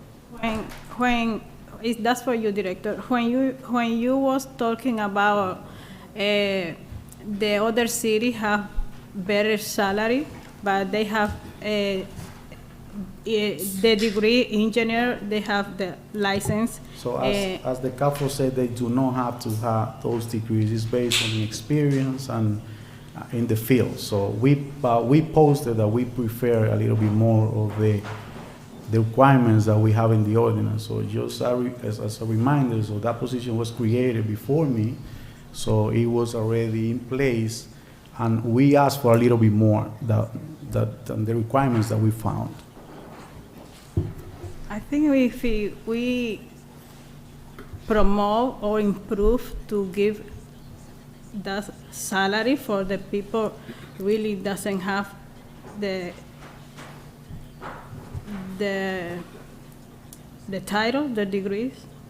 Many people wanna work for the city and they don't wanna keep studying. That's my opinion. I have a question for her. It's about how she know about the position. Early tonight, we was listening Councilor Stephanie Infante. She was talking about somebody was applying or interested and they have the request and maybe they didn't know how to apply. I don't know. And another question is, you love Lawrence, but you don't live in Lawrence. And are you homeowner? No. First question. I found both. I started as a DPW office supervisor. I found that at the City of Lawrence website. That's where I found that position searching. I've been searching to work here and I found that and I entered the city. The second one, I did go online, I applied, but it's also, I already work here, so I also heard that that position was open. So once it was open, I went online as well, and that's where I found it and applied. On your second question, Consul, I do not live in Lawrence now, but I grew up in Lawrence.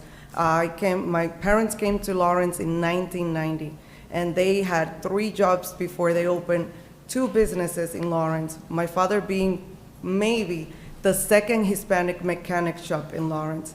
So I grew up in Lawrence. I went to every school in Lawrence, elementary, high school. And the reason that there's outside reasons why I don't live here, but that doesn't mean that I'm not gonna move here. So yes, I do not live here, but my love for Lawrence, my community, my money comes to Lawrence. I only go to businesses in Lawrence. I come here to Lawrence to eat, to be with my friends, to my grandmother lives in Lawrence, my family is in Lawrence, so that's my answer to that. And I have a question. Yes, I have another question. I think it's for the director, or I don't know if you can answer. My other question is about what about the car they are using? they can go after for another state, because I saw in the social media people post the car was in New Hampshire. Do we have pay insurance for that? So the Department of Public Works has around 125 vehicles, and emergency employees, we assign vehicles, and they are allowed to bring those vehicles home. So supervisors are required to be in the city of Lawrence. We have supervisors that live in Haverhill, some of them in Methuen, and when we call, so the excuse is not going to be that they do not have a car. That's why the city provide them cars. They emergency employees, and they need to be findable when we need them. So if that responds my answer, if that responds your question. Not quite, because the post that I saw, so I do don't not think that's follow the post correspond with the emergency. Councilor in New Hampshire. Councilor Santiago. I don't think that's the answer is quite to me, because the post, it is in social media. And many people tag me and send me the city pay for that insurance if it's something happen over there. It is in New Hampshire, and I don't think the city has emergency through there. So let me tell you, our employees, they pick up stuff at Home Depot, New Hampshire, Draco, Tewksbury, wherever we find the items. Best Buy? Yeah, let me answer. We buy stuff in Best Buy, so we buy stuff everywhere. So we have vendors all over the place. So I know the vehicle that you're referring do not belong to the deputies, and they mentioned that there was one of the deputies. I want to clarify here that it was not true. So I had no more comments on that, because, that version started with a lie, and I'm not gonna allow that to grow here. Okay. So. Thank you, Councilor Santiago. In relationship to that, to the specific issue? It's another one about the schedule that I have. Councilor Santiago. Schedule. What is the regular schedule? Because you said emergency, but I would like to know. 24/7 is the schedule of DPW. No, Councilor, Director, she's referring more like to the candidate. What's the current schedule for that person? So as deputy, so the hours here are 8:30 to 4:30, but again, so they have to be reachable 24/7. Yeah, they are on call, but the regular schedule is from regular city hall hours, right? Correct. And I mean, especially for this position. Correct. Not necessarily the next position over. The next could be position, different. 7 to 3. Okay. So 8:30 to 4:30? Correct. Okay. Any other questions, councilors? Councilor President. Councilor Son? Do you guys, Ms. Santana, I'm sorry, do you get a stipend plus your salary? Do you get, no stipends? No, there is no stipend in our Stipend. department. No. And I'm going to make a comment, and it may not sound. Councilor Son. Please, thank you, through you, Council President. Just to remind our colleagues that we voted, no, I did not. Fidelina, Councilor Santiago, and we voted against the budget, but the rest of the council voted in favor of the budget proposed by Mayor De Peña. So I don't understand why we are going back to. Why do we keep mentioning the amount of money that they're going to be making? Because that conversation needed to happen months ago, and no one asked, that I recall, asked any question or had any concern about the $100,000 that the two future deputies were going to be making. Just to put it out there, it is what it is. We approve it. Well, the council approved the amount of money. The council approved the amount of money. The only two council that voted against it was Councilor Santiago and myself. Thank you, Council President. Council President. Councilor, just to clarify a few things on that, when we approve a budget, it could be that the salary that is arranged in that budget could be specific, but let's say perhaps the minimum amount. But when we approve a budget for a department and the line item for the personnel, that it's not for a specific position. That could be changed if they have somebody that in the middle of the year left the city and so far so on, that money become available and then they can transfer over from one side to another side. That the budget changed a little bit in that aspect. Councilor Vice President Infante. Thank you, Council President. Through you, you answered 90% of what I was going to say. The other 10% is these questions were asked, and these meetings were live streamed. So I just want to make sure that people know, as the chair of the Budget and Finance Committee, I know these questions were asked. All right. Yes, understood. Councilor Reyes. To you, Mr. President. Well, when we're talking about who is the person to vote in favor with the budget to maintain our city running, we're not talking about only about the salary. We're talking about to maintain our city clean, to maintain our street, our sidewalk. Everything is about under our budget. When we're talking about, oh, there are another 7 councilors voting in favor. Yes, we're voting in favor because I want to have my community safe. Very simple. When I go to DPW and report every hole in our city, they go to repair. When we report every sidewalk, they go to repair. It's talking about our budget. It's not only about salary. I want to be clear, and I want to put in a note too, because we specify too much about the salary, but it's a general budget. It's right. Not only salary. Right. Any other questions? Another comment is, Councilor Reyes. when we put the minimum required for the position, was thinking because we receive a lot of concern through our youth, because they say we don't have any open seat in our community for they can apply. When they looking for job in our city hall, they say they cannot cover the expectation. That's why we're thinking in something to bring to ordinance to have a minimum required to support our youth, to support our people in our community. But when we posting the position and nobody apply, we need to moving forward. It doesn't matter living here or not. We prefer the people living in our city because we want to promote the people stay and working here and moving forward here. But we're talking about the requirement that one of the reasons was support our people, don't have the kind of standard, but have experience through the position that apply. Thank you. All right. Thank you, Councilor Reyes. Any other councilors? Any other councilors, any other comments? I hear none, so at this point, I'll call the questions. All those in favor, please say aye. Aye. Roll call, please.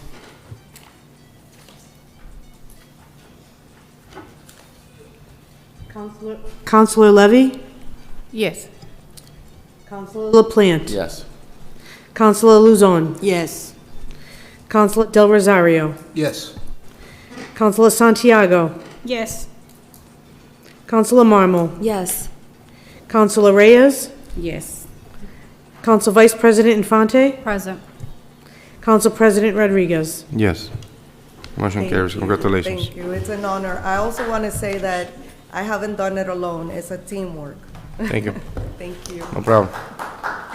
The next item that we have in front of us is item 58124, which is the appointment of Rosana del Rosario as a Deputy DPW Director. It is important to notice that Councilor del Rosario have recused himself due to a conflict of interest.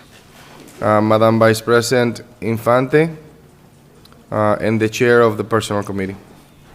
Thank you. Through you, Council President. Item 581-24, the appointment of Rosana Del Rosario as Deputy DPW Director was sent up as a committee report, and I make that as a formal motion. Second. There is a motion on the table to accept this as a committee report, properly second by Councilor Reyes. Any question on the committee report? I hear none. At this point, I'll call the questions. All those in favor on the committee report, please say aye. Aye. Any nays? The ayes have it. Councilors. Councilors. I'll entertain another motion to... Motion to approve? Motion to approve. Can I hear a second? Can I hear a second? Second. Properly second. Let's open up the floor for the next candidate.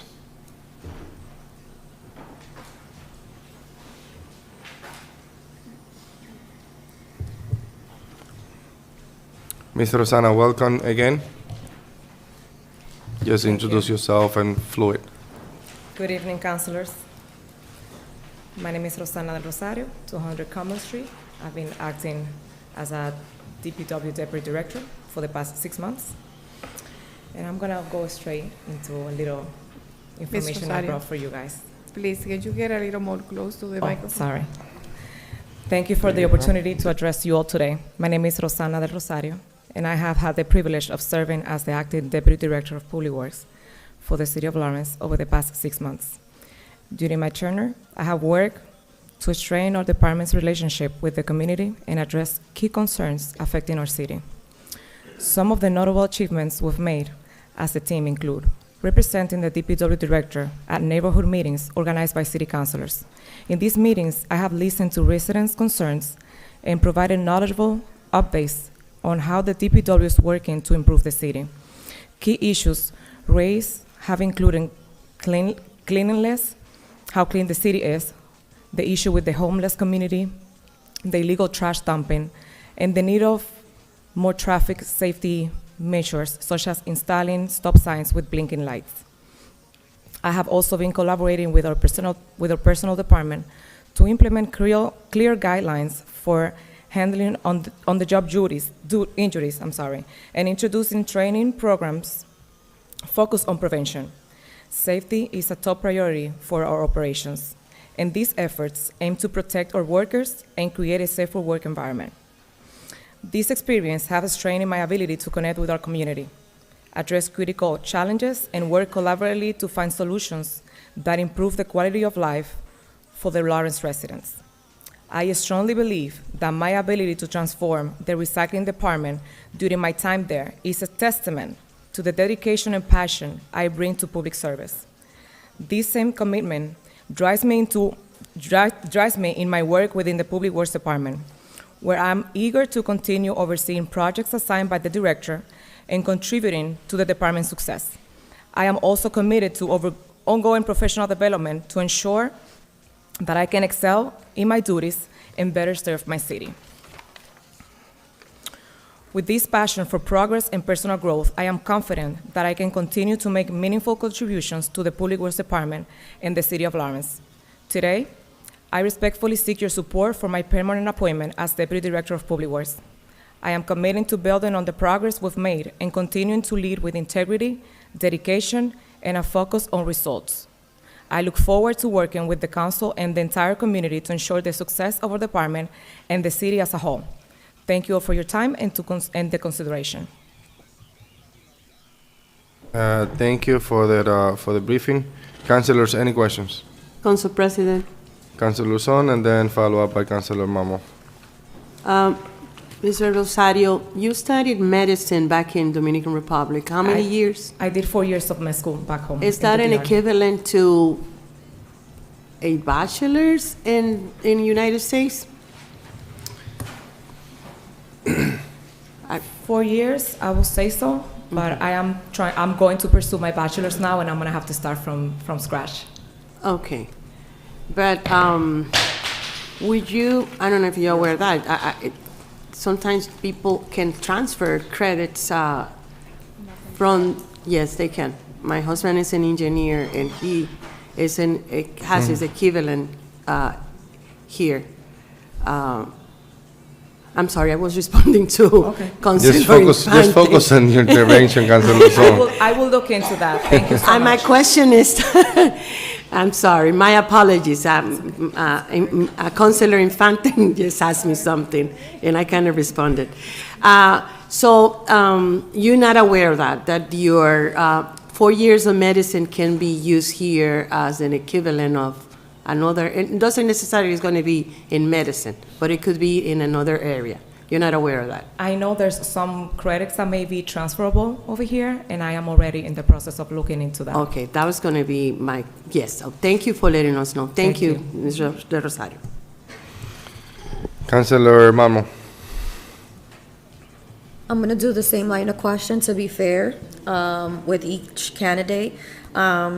I just noticed, I believe I want to start off with the CAFO first, considering that on the ordinance, as I had previously asked, the way I'm reading it, it comes across as, so it says, the deputy director shall have a minimum of 5 years of progressively responsible municipal operational experience, comma. So it doesn't say and/or. It says as if it's required for them to have this and that. So again, shall have a minimum of 5 years of progressively responsible municipal operational experience, comma, shall be a high school graduate. So when I read this and I'm trying to interpret it, I want to make sure that I am not wrong in implying, when I look at your resume, Ms. De Rosario, I believe your resume states that you started as a recycling coordinator in the municipal level. Correct. So you don't, and this was in 2022, correct? Correct. 2000. So prior to that, did you work at a municipal level? No, I did not. No. So, CAFO, am I wrong to interpret the fact that this is not equivalent to 5 years, it's less than 5 years?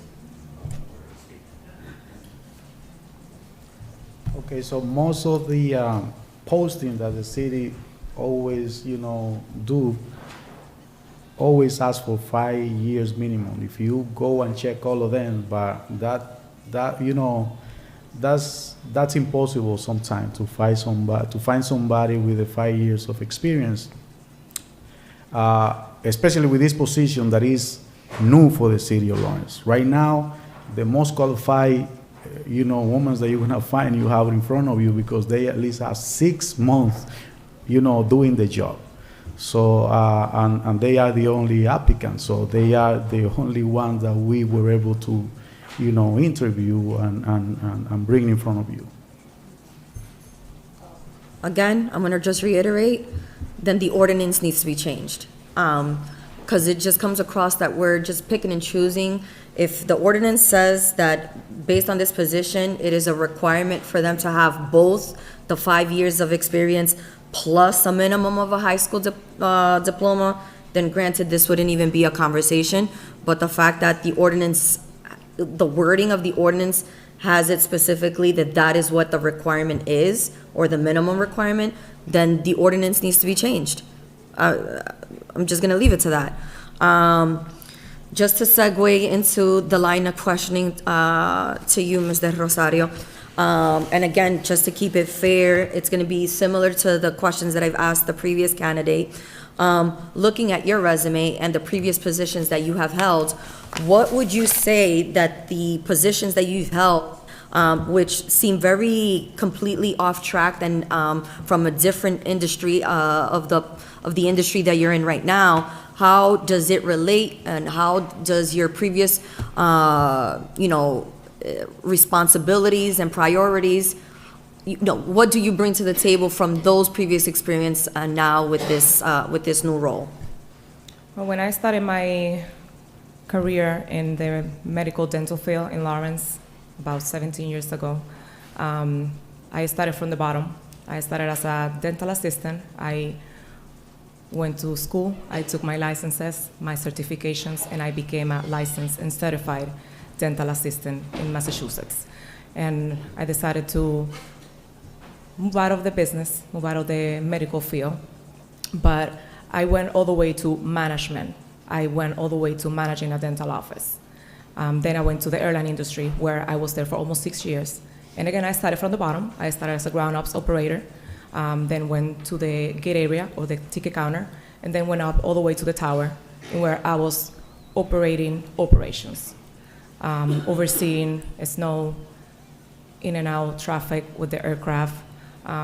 It's a very diverse and very fast-paced environment to perform those type of duties.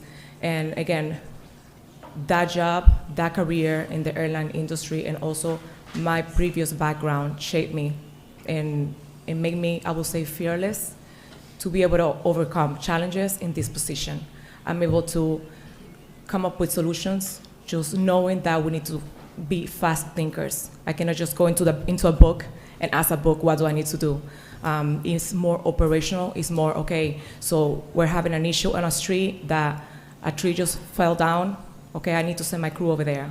That's not something a book is gonna tell me. It's something that I know I have to be a critical thinker and a proactive reactor when something like that happens. I believe it's my last question. I don't know yet. What have you done currently? Are there any certifications or any trainings to how it would fit to the role that you're vying for? Yes, I am an associate procurement officer. I have my MC PPO credentials as well, and I'm just gonna read here some of the stuff that I mentioned to the other meeting that I believe you guys weren't there. So I have been also able to attend multiple conferences, and in those conferences I've been able to connect with other people in my industry, specifically solid waste, because that's where I started, and that's also where the director has assigned me to supervise. He assigned me directly to the sanitation department as the role in the acting position. During some of those conferences, I've taken leadership classes, specifically one that was very special for me, because it was how to retain your laborers in the public works aspect after the COVID-19 pandemic. And I take this very seriously because we do deal a lot with our laborers, sometimes struggling with our daily operation and our day-to-day operations out there on the streets. Besides that, I have a certification on Recycling 101 on how to operate the recycling operation to an extent of how to reduce not only the trash that we accumulate in the house, but also how do we not bring the trash that we bring from outside. And this has been critical to me. I have been able to educate our community on topics that they have never dealt with before. And I take high pride on that, and I'm very passionate about it. To be able to tell our immigrant community how important it is to reduce solid waste, how important it is to, now that we have to recycle a mattress, and how to address the challenges that we're facing with our environment and with climate changes and all of that.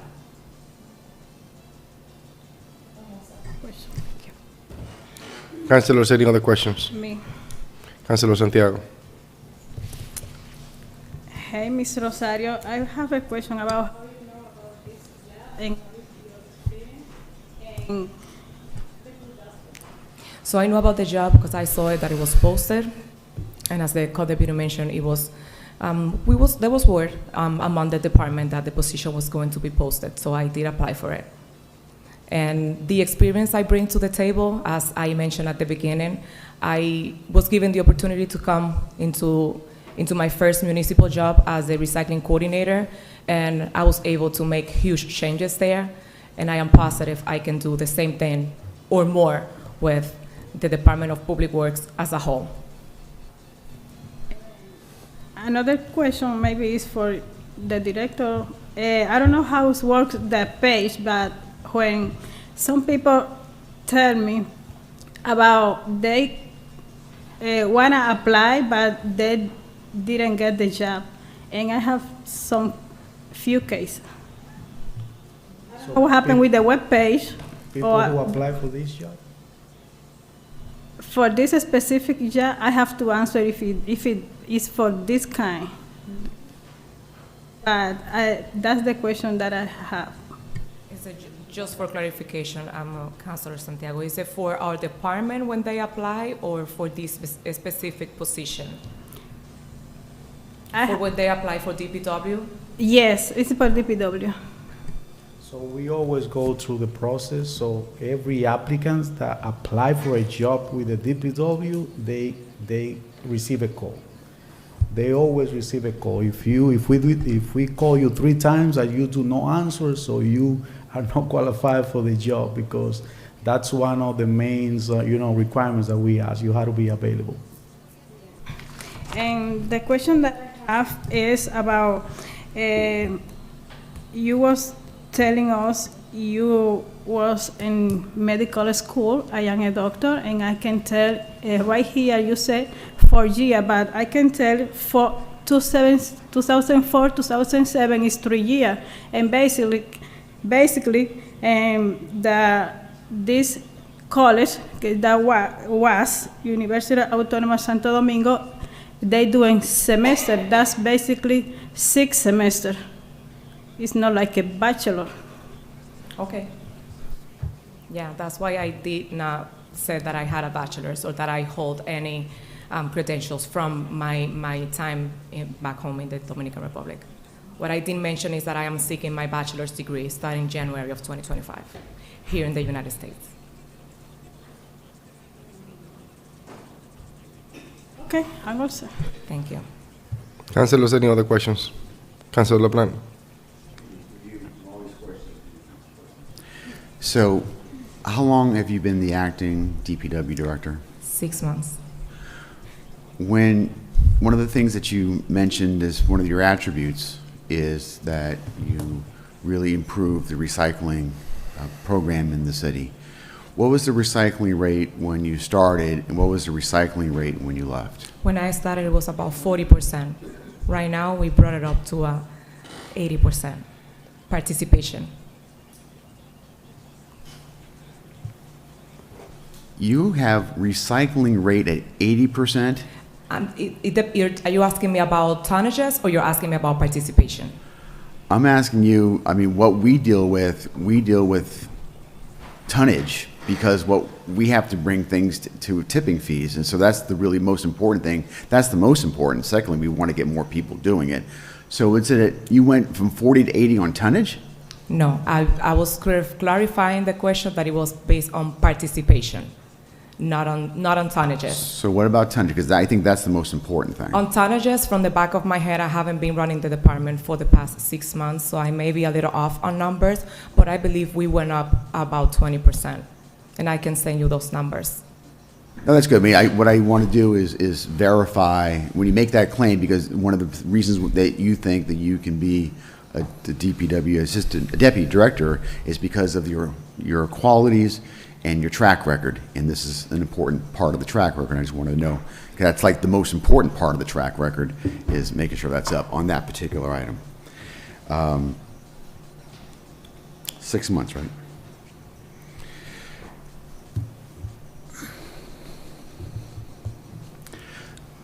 So I don't really have any concerns or questions regarding the qualifications. They are what they are. The ordinance is what it is. I understand there's a desire that maybe a dog ordinance, perhaps, but I see my colleague, one of my favorite District D colleagues of all time, making faces, so I understand there's issues there. But but maybe she can make those changes. But I think the idea here is what I have is the concern is with the appearance of a conflict. The DPW, from my experience, is an amazing, one of the most important departments that I lean on as a district counselor. Most of my calls are DPW related, and it is a good DPW department can sink a counselor or can raise a counselor. If you don't get things done, calls returned, things happening. It can sink a counselor because you're not looking like you're responsive. You may call that person back right away, but if nothing happens, if that recycling tote doesn't show up, if that pothole doesn't get done, if that list for the sidewalk improvements doesn't get done, and it goes on, it goes on and on, right? If that trash doesn't get picked up, then it reflects. It reflects, especially, I mean, I can't speak, I've never been an at-large council, but I do know that it reflects district councilors. So it's really important. So my concern is the appearance of a conflict. And I say that because of the relationship that you have. I'm not going to mince words here. It is, and I'm not, by the way, I'm not saying that you have used your, I'm going to make sure I'm clear. I'm not saying that you ever have used your position to favor one individual district councilor over another. I'm not saying that at all. I want to make sure I'm perfectly clear on that. I'm not saying that. But there's an appearance that you could be doing that. And that's a concern to me. Because if I'm asking for monies and things to happen in my district, and I'm not seeing it happen, I'm thinking to myself, well, it's going somewhere else, and I'm going to look over here, and I'm going to think, is it going there? And maybe that's an unfair place, but that's a reality that I've got to start thinking. Why am I not getting the things that I'm asking for in my district? So it's an appearance question. And because of that, that really concerns me. That concerns me. I'm being very candid and upfront and transparent with you. The other thing that concerns, I'm not sure if it concerns, but it says, so let me go back to that before I move on. Number 3 on the job qualifications is this. Maybe it's number 4. Number 4, plan, prioritize, and allocate resources for public work projects and initiatives in accordance with department goals and objectives. That's pretty important. When you're planning and prioritizing and then allocating resources.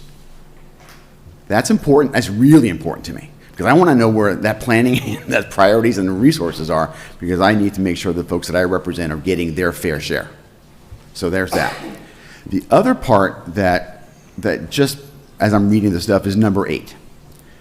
Represent the DPW director in their absence and serve as a liaison with elected officials, community groups, and the public on matters related to public works. Earlier said he'd been to some neighborhood association meetings. In the 6 months, there's probably at least 1 or 2 that I have. I didn't know you were doing that, and there wasn't any presence there at the neighborhood association that I go to. And in all candor, while we have seen each other on social events, and I enjoy spending and talking with you at these events, there really hasn't been much professional going back and forth about what is it that I'm looking for, what are the things that I'm trying to do, what are the priorities for the folks in my district. So that liaison component, at least with me, and maybe with others, that's happening, but not with me. And that's, that can be improved upon, of course. So we can, if you're in, we can go past that and we can move on and we can develop that professional rapport where things are better. So I think that's a fix that can happen. So I'm less concerned about that. But there's the track record there is a little spotty right now. So anyway, so that's the concern I have. And because of those concerns, I don't think my vote's going to be there tonight for this position. It has nothing to do with who you are as an individual, the development that you have for the city, the love that you want to be able to do things. I don't question that. I don't question that. You're committed to our city. You live here. You've got your children here. You got everything. You're committed, and that's not even a question. But I've expressed my concerns, and that's. And I hope you can appreciate that, and you appreciate the work that you're doing. Thank you, Mr. LaPlante, and please invite me to those meetings, and I'll be more than happy to attend and serve your constituents as well. Councilors, any other questions? Council President, Councilor Son, but before let's allow the DPW director to say something. Councilor, as the DPW director, I can assure you that there will be no favoritism with the department. So we're gonna continue providing the good service that we always provide to your district. We are always gonna be fair with every one of you councilors, because we don't see the city as a political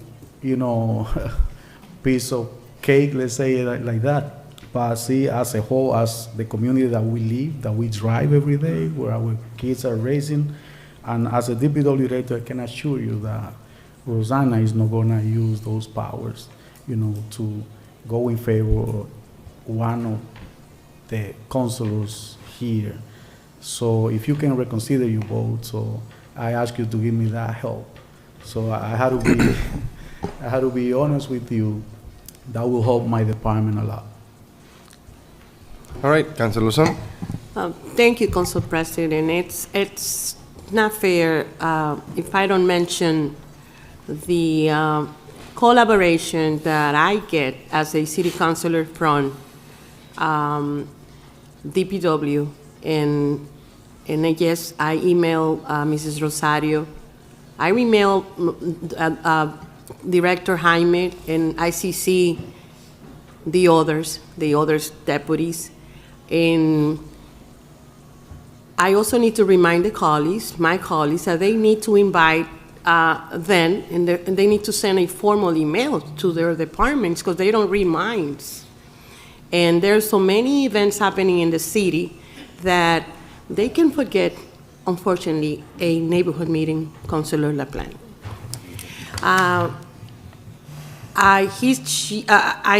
What I have from my experience of working as a city councilor and DPW and the DPW department is a positive experience.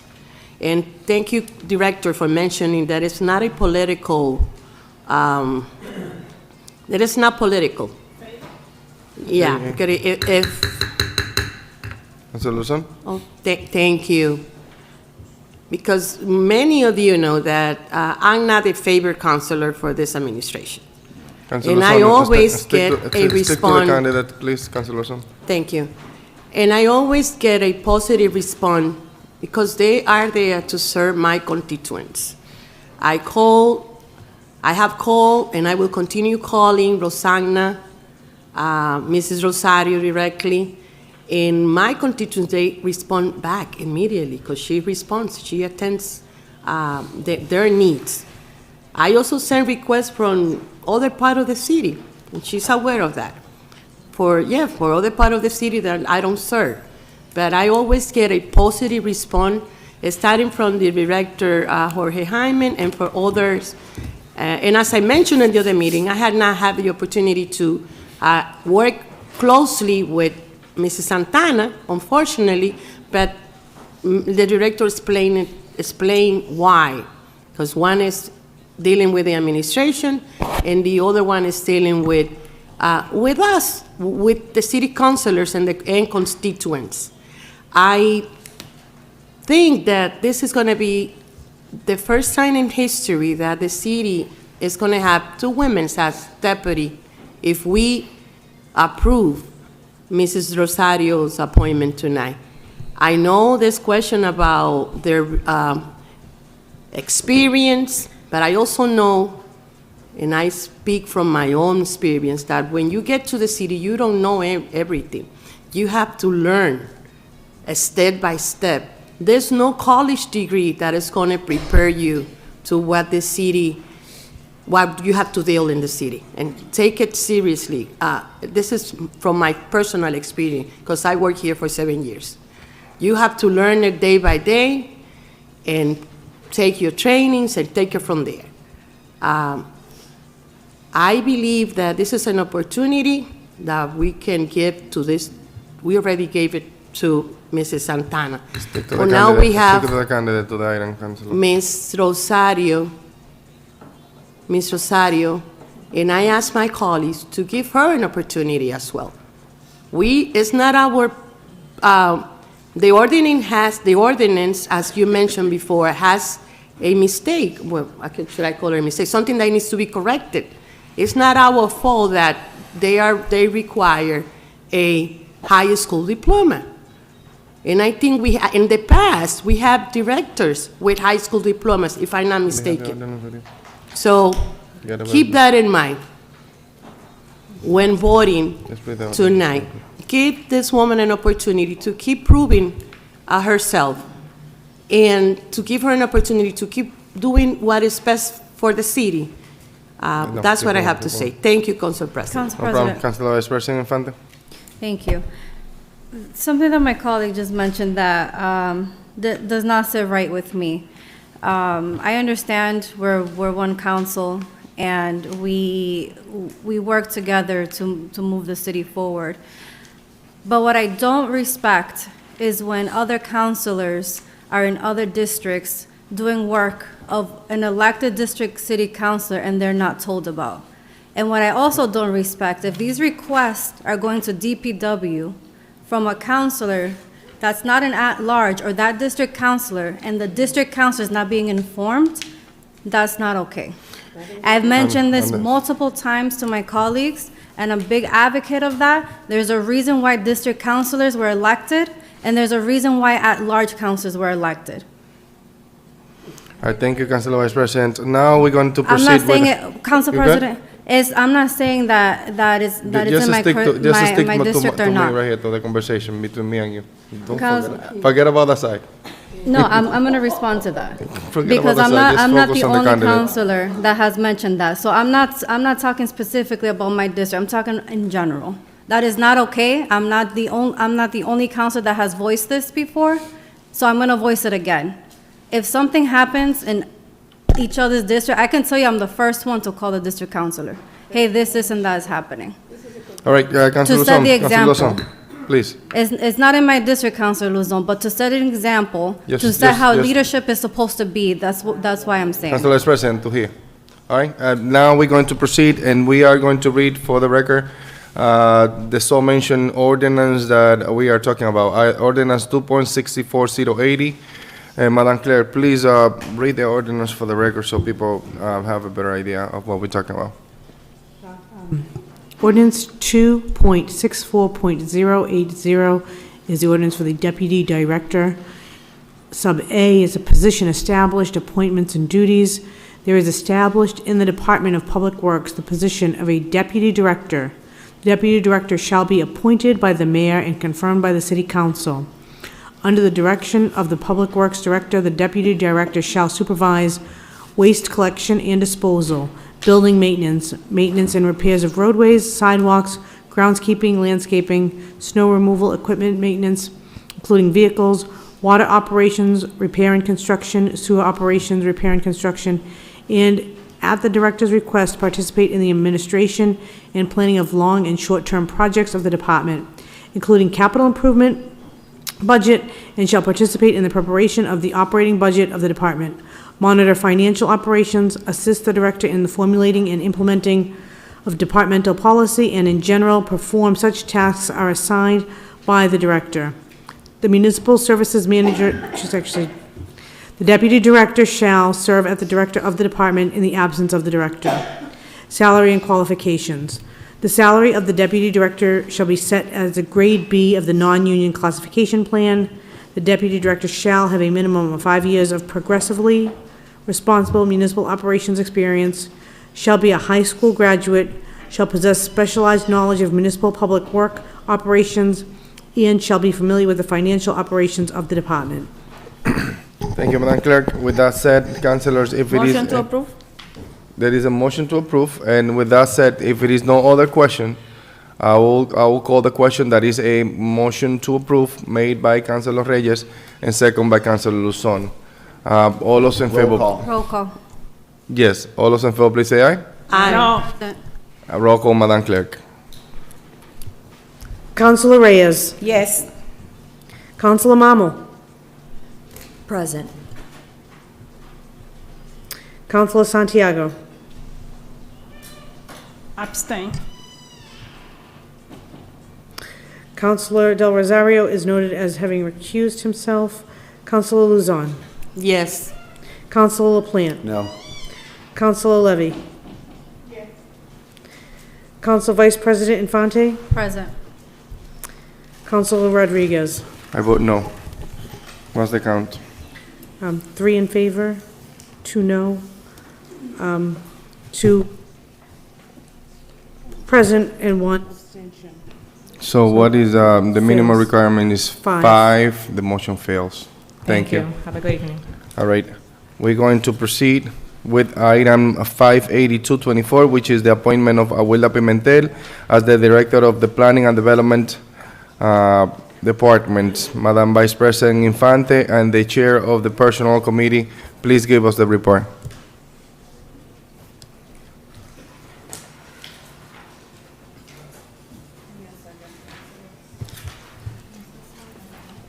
Tiene que coger tu iPad. I forgot my laptop.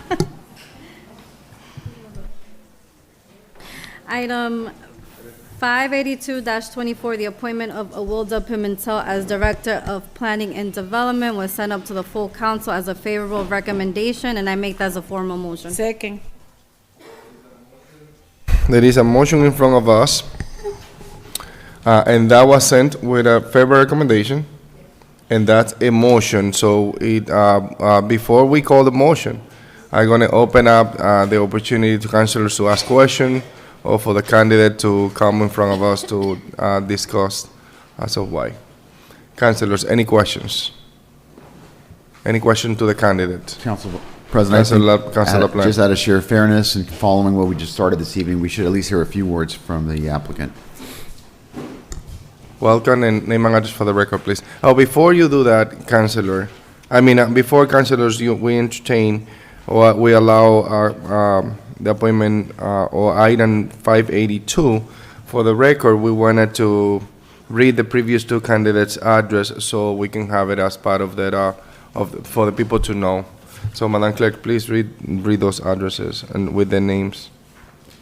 To document 580 was Ida Santana as Deputy Director with an address of 311 Lowell Street in Andover, Mass. 01810.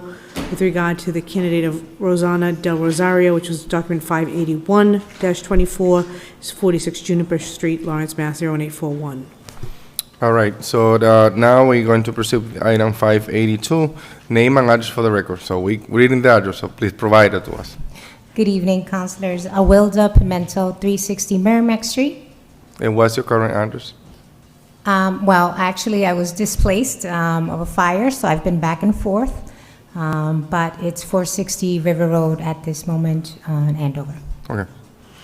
All right, we are allowing Ms. Awilda Pimentel to give us the whys as of why you should be appointed. Thank you, councilors and guests and my team who is here, and thank you for taking the time. So I appreciate your support because you are the reason what I do every day. I am again answering my call to once again serve.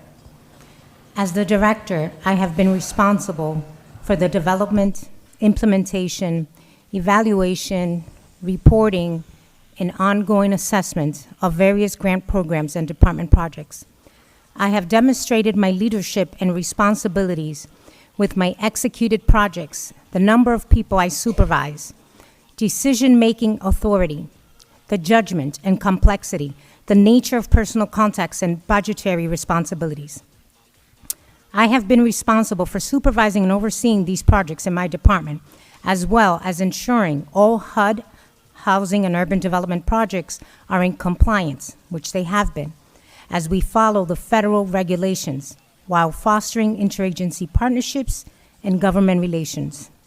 My combination of skills, expertise, my perspective, strategic planning, decision-making, my ability, intuition, and ability to execute while leading my successful team and my unique experiences brings me to this calling today to serve my community where I grew up.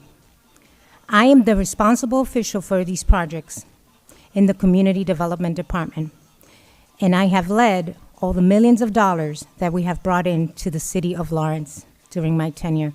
Just to illustrate some projects quickly that we're currently working on: the Gateway Project, the return of the Gateway lot and its revenue to its rightful owner, the city of Lawrence, our home ARP construction, revitalization and elimination of slum and blighted areas, the Sergeant Mulaney Hancock Park, the multi-purpose park adjacent to the Boys and Girls Club that we're currently working on, the Julia Silverio Park, the winter protocols, the displacements of hotels and project partnerships that we currently have with our nonprofits like Lazarus House, the New England Arts and Cultural Hub Partnership, the Opioid Project, the CDBG, the Community Development Block Grants, the Mayor's Health Task Force, the lead department, the activities that are in de-letting and creating healthy homes in the city of Lawrence, the housing department, in the eviction prevention, the emergency business grants, the responsible housing productions, the funding allocations from home funds to Island Parkside 1, Island Parkside 2, Stone Mill, and Mariner. The new arts and cultural gastronomy that we will bring into the city of Lawrence, the Youth Development Scholarship Program, the CSU partnership, and thank you, Mr. Dan Halloran, for being here. It means a lot. The food security projects, the meal distribution, the bodegas meal vouchers we have provided, the market basket gift cards distribution into our community, directly to our people. And it is not about what I have accomplished for our city with my team, nor the decades that I have actually fought for our city, whether in Boston, in Beacon Hill, or in Washington, D.C., in Capitol Hill, but what I am yet about to do with my team for the city of Lawrence. And it is about the hard work, the dedication, the sacrifice, the tenacity, and the true grit that every director in the city of Lawrence has to endure. Nothing beats hard work. The work that is ahead of us, and with my extensive management experience, my proven trajectory, unique life experience, and my dream team, as I call them, my strong understanding of my people, together we will do great things for our city. And Dr. Martin Luther King once stated, in the drum major instinct, you don't need a title to serve. I have performed the process of planning, organizing, overseeing all these projects in my department with my team. Lastly, it is the greatest honor to answer the call to serve again as a leader, to have my team here to support and to really want me to lead them.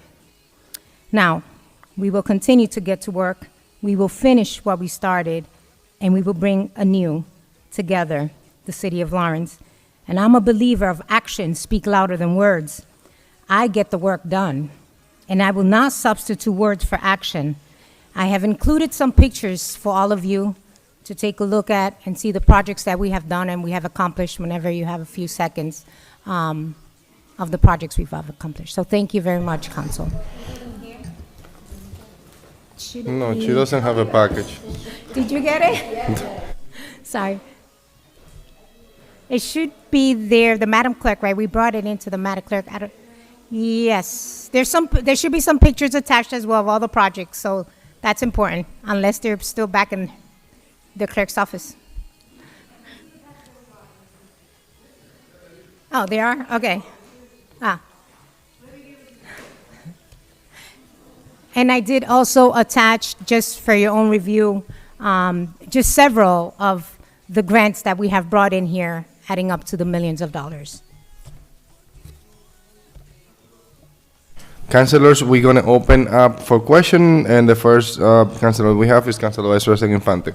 Thank you. Director Pimentel, this is something I'm just catching. I would have asked her in the personnel committee meeting if I would have caught it, but Question? under your education and/or military training, I do see that your law degree or your law studies was not completed, but what does the 1L mean? 1 year in law school. Got it. Thank you. Yes, and I did have to take a pause for familial obligations. Thank you. I didn't know what the L meant. They call it 1L, 2L, 3L. Councilor LaPlante. Thank you. First of all, I was surprised to hear about your personal situation with the fire, and I hope that you're doing well and that you can get settled as soon as possible, because I can't even imagine what you must be going through just to try to relocate. So thank you, Councilor. You're welcome. I'm not going to go through the You've got an amazing resume, a lot of really interesting and fascinating experience that I think plays well to the job. My question is a little different, but not. So housing continues to be, I think, one of the most critical issues in the city because everything revolves around it. Parking, resources, education, everything revolves around housing. It's critical. I know that the administration is supporting a lot of the new growth that we're seeing throughout the city, whether through that or through the Lawrence Redevelopment Authority. So I know that that's happening. I know where the mayor stands on this. But what I would like to know from your perch, from your position, now, how long have you been doing this now, the acting job? Oh, the acting position's been several months. Okay. And this and other positions, would you be at liberty to tell me that the advice and counsel that you're giving to the administration, to the mayor, is also giving the other side? I'm hopeful that he's hearing not only why new growth is fantastic and should be supportive and why this is a good thing for the city, but is he also hearing from people like you in the position that you're in, the other side? Because when he's, as a decision maker, I know I would want to hear from all sides before I make a decision. Is he hearing that from you?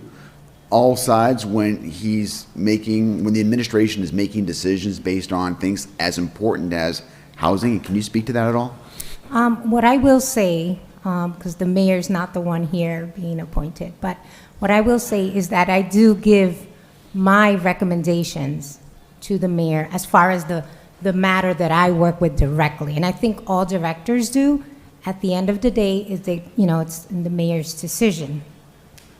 Whatever decision he makes. Let me be clear. I'm not asking you to defend the mayor's position. What my question was are you from your position providing him as this director, the information that he needs to make whatever the decision? I'm not claiming the decisions. I know what the decisions are. I see them.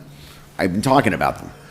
But what I want to know is he hearing from people like you who really have an instrumental part of that and other things? This is one part of your portfolio. You have other things. I understand that.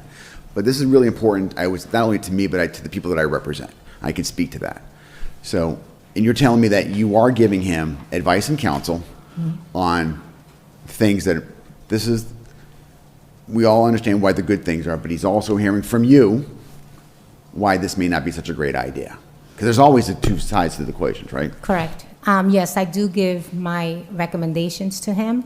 I do have an independent voice, and I completely speak on what I see the community experiencing when I have all the people coming into our office on a daily basis, and I do make those recommendations, and I explain to the mayor on whatever topics, whether it is community development, public infrastructure. It's also another major issue in the city, but I do tell them exactly what's going on. And also the need, I think the need and how can we at least solve a little bit, because we all know we have a housing crisis in the nation. But parking, yeah. I grew up in Lawrence, I lived in Lawrence my whole life. And if you drive at night, you know the situation with parking. And that's also one of the reasons why our gateway is so important, because maybe we can develop a multi-story garage there, parking garage. I do believe that housing units that are developed in the way the city of Lawrence is today, not when I first came to Lawrence in 1983, it's a very different Lawrence. And we need parking if we're going to propose housing. Thank you, councilors. Any other councilors? Yes. Councilor Son. Just for clarification, when developers come to the city, is parking required by zoning? Because we noticed that, we are getting a lot of new projects, but it doesn't look like that it is a requirement. I don't think right now it's a mandatory requirement, but Dan, it is. Dan's here, he can probably elaborate a little further to that as far as what the ordinances are right now for the parking. But what I do know is that I recommend what's favorable to me, and for me to make a favorable recommendation, I want to see parking with that unit or with that development, because then where are we going to park? Okay, and I just want to say thank you for always being available. Thank you. And returning calls, and not only because you are a director, no, the human piece that you add to any conversation or meeting that I have requested or I had with you. I think it's important, and I just want to say thank you for what you do.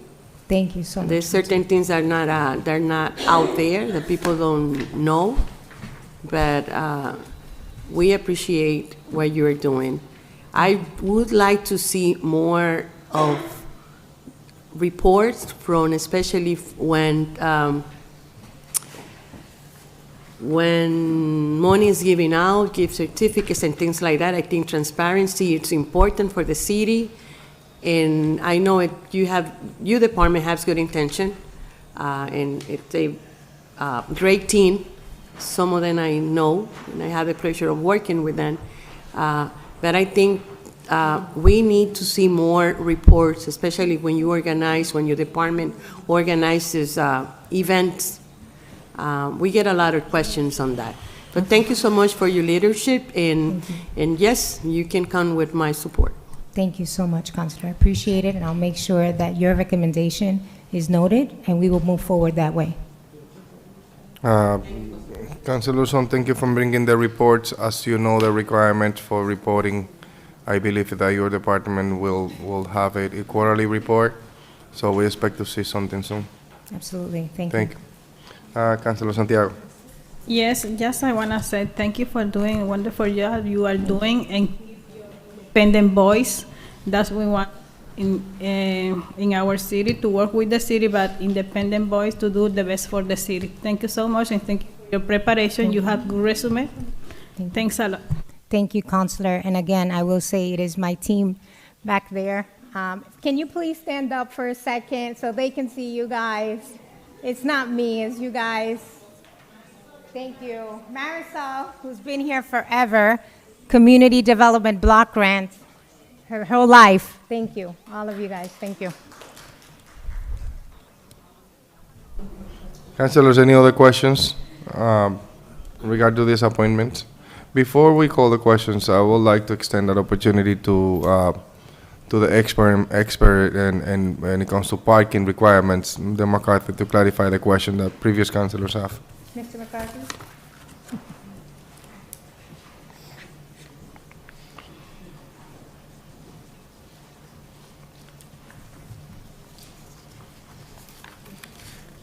Good evening, everybody. Just answer the question that councilors have before when it comes to the requirement for parking for new developments. Was that the question? The question was in regard to new developments, how many parking is required per apartment, perhaps? Or the question, how it was, Luzon, Councilor Luzon? Yeah, so there's several different levels of the answers to that question. So we have an underlying zoning district which requires a very specific amount of parking for every project. It's for residential development, for 1 and 2 bedroom, for 1 and studio apartments, it's 1 parking space. For 2 or more, it's 2 parking spaces for every unit of housing in that category. The different commercial projects have parking requirements based on square footage of the business. So a retail sales business requires 3 parking spaces per 1,000 square feet. Restaurants are based on the number of seating, for 1 parking space for every 4 seats. So there's a variety of done, and that's part of the underlying zoning. We have 3 overlay districts within the city, which have a more progressive parking requirements. Those are based on the Department of Transportation standards, and if you build under using those kind of permitting categories, you get some parking relief on that. We also have coming up, we're going to have a new state law that's being impacted in February for accessory dwelling units. That's going to have even a greater effect on the parking, because the requirement, and this is a state mandate, the requirement for anything within a half a mile of a transportation hub, which is pretty much the entire city, these new units don't require any new parking. So that's something that the city's going to have to face. We're going to have to look at variety of solutions to parking. As long as I've been in the city, parking has always been an issue for the people in the community. It's a important subject. I believe we need some assistance from the state in the form of structured parking. If the state wants us to build all this housing, they have to provide us some relief with funding to provide more parking for our citizens. So there's a plan here. That's my opinion. Thank you so much. Thank you for the answer. At this point, if there is no questions for item 58224, I'll call the questions. All those in favor, please say aye. Aye. Any nays? Thank you. Motion carries. Now we're going to entertain a motion past 10. There's a motion by Councilor Santiago, seconded by Councilor Vice President Infante. All those in favor, please say aye. Aye. The ayes have it. Thank you so much. Thank you, City Council. Thank you, and I hope to really continue to work together. Thank you. We're going on top of the agenda. We're going to committee reports. Madam Vice President and the Chair for the Budget and Finance Committee. Item 23424. 56924. Item Budget and Finance, item 569-24, the transfer in the amount of $50,000 from retained earnings to FY25 Airport Budget Fund was sent up with a favorable recommendation, and I make that as a formal motion. There's a motion on the table, properly second. Discussion on the matter. All those in favor, please say aye. Aye. The ayes have it. Madam Vice President Infante. Item 570. The last item of the Budget and Finance. Yep, Item 570. 570-24, authorization to pay prior year invoices in the amount of $3,046 to cover travel/reimbursement costs was sent up with a favorable recommendation, and I make that as a formal motion. Second. There's a motion on the table, properly second. Discussion on this matter. There is none. All those in favor, please say aye. Aye. The ayes have it.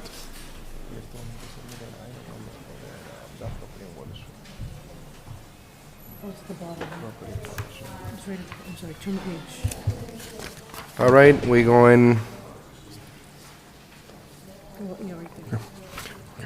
So we're going to the top of the agenda, which is, I believe, the ordinance houses. There is no report.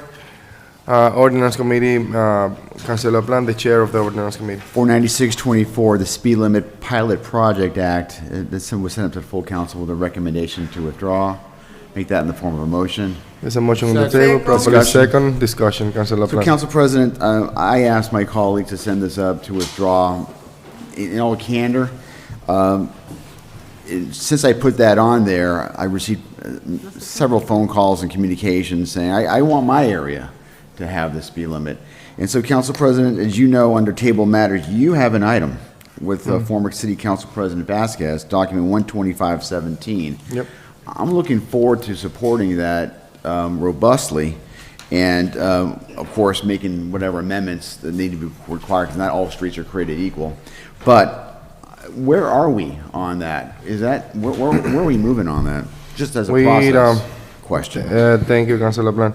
We send it up to the DPW director as well as the engineering department, and they reach out to the company that put the report together. We're expecting to see something soon. How soon, we can find out as of when that's going to happen, but they definitely working on getting this report up to us to make sure that we can work with the other department that are working with us to make sure that we have everything we need to get this approved. So just my quick take on that, Council President, is this. I'm going to be hopeful that we can get that sooner rather than later. People, I'm going to presume throughout the city, I know in my district they're frustrated by the speeding, and I can only presume that that's not the only place where it's happening. But they would like to see something happen, and they also understand that if we can have all the greatest laws in the world, but if we don't enforce the laws, what difference does it make? We're wasting our time here. But if we can get half of that loaf and then we get the other part, then we'll get a full loaf and then we're doing something okay. So I'm going to be supporting and giving that a shot. So No that's, problem. thank you. Thank you, Councilor Plant. There's a motion to withdraw, properly second. Any discussion? I hear none. All those in favor, please say aye. Aye. The ayes have it. Item 55024. Mr. Chair for the ordinance committee. 5, this is a renewal of the old gold dealer license for Brothers Jewelry. Send it to the full council with a recommendation to approve and make that in the form of a motion. There's a motion on the table, properly second. Any discussion? I hear none. All those in favor, please say aye. Aye. The ayes have it. Item 57224. This is to convert Lennox Street to a one-way. This was sent up to the full council with a recommendation to withdraw and to make that in the form of a motion. Second. Motion to withdraw, properly second. Discussion on the withdrawal. I hear none. All those in favor, please say aye. Aye. The ayes have it. Item 57724. Last item is to remove handicap parking at 80 Trenton Street. This was sent up to the full council to order a public hearing and to make that in the form of a motion. There's a motion to order a public hearing when it comes to the removal of the handicap parking on 80 Trenton Street. There is a motion, properly second. Discussion. I hear none. All those in favor, please say aye. Aye. The ayes have it. We go on top of the agenda, which is Public Safety Committee. There is none. Committee of the Whole, there is none. All business. We go into all business, entertaining item 52724, which is the removal of handicap parking signs at the address located on 153 Willow Street. Second. This is for withdrawal. Can I hear a motion? Motion to withdraw. Okay. I say The all business, motion to withdraw. Motion to withdraw. There is a motion on the table, properly second. Discussion on the withdrawal. There is none. All those in favor, please say aye. Aye. Any nays? The ayes have it. Item 57824, modification of the Council Rule 25, adding Section F to create a 2 years subsetting provision that was sent out to Councilor Plant. We are now changing the rules. Councilors, adding Section F to the rule. I make a motion that we adopt this rule adoption. There is a proposed language for Section F, which read as follows. Any agenda item which has been tabled during the 2 years terms of the City Council must be removed from the agenda if not brought up forward before the last meeting in December of the second year of the City Council terms. This should not apply to any items that are at committees. Councilors, any questions in regard to this section F of the Rule 25? It is important to recognize that this language or this idea was also brought up by Councilor De Rosario this year when we withdrew a bunch of items. Thank you for Councilor Plan and Councilor De Rosario for bringing this up. I think it's a good idea. And yes, that's my opinion. Councilors, any questions on this? I have a question. Councilor Levy. So this item, this was sent to the city attorney or does it have to be sent? Oh. Yeah. To be honest with you, it have to be, but it's not a requirement. It is as far as three councils sign for it, and we can deal with it at the next meeting with the proper notice. Last year, the ordinance committee, so we tried to clean the agenda because it was about 5 pages. I don't know if you guys remember, we tried to clean it almost as we could, just trying to delete most of the items that were in there for years and years and years. What I would recommend that we actually start doing this, and not in only one meeting, because in one meeting might take forever. All right, any other questions on this? I hear none, I'll call the questions. All those in favor, please say aye. Aye. Any nays? The ayes have it. Do we need a roll call for that? All right, we go in table matters, councilors. Any table matters that we want to discuss? I just want to take a few. Councilor Plan. I'm sorry. You want to go first? Okay. I just want to move some of these items off. Not doing them all, I'm just doing a few. I like to, for the purposes of withdrawing, the second item, 27615, review of the Museum Square parking garage. I'd like to make a motion to withdraw. So what was that item? 27615. Motion to withdraw. 27615. Second. There is a motion to withdraw for 27615. Properly second. Discussion on this. I hear none. All those in favor, please say aye. Aye. The ayes have it. Item 23722, which is a resolution in recognition of Angela Montano Pina. That was back in 2022, still on the agenda. The person was recognized.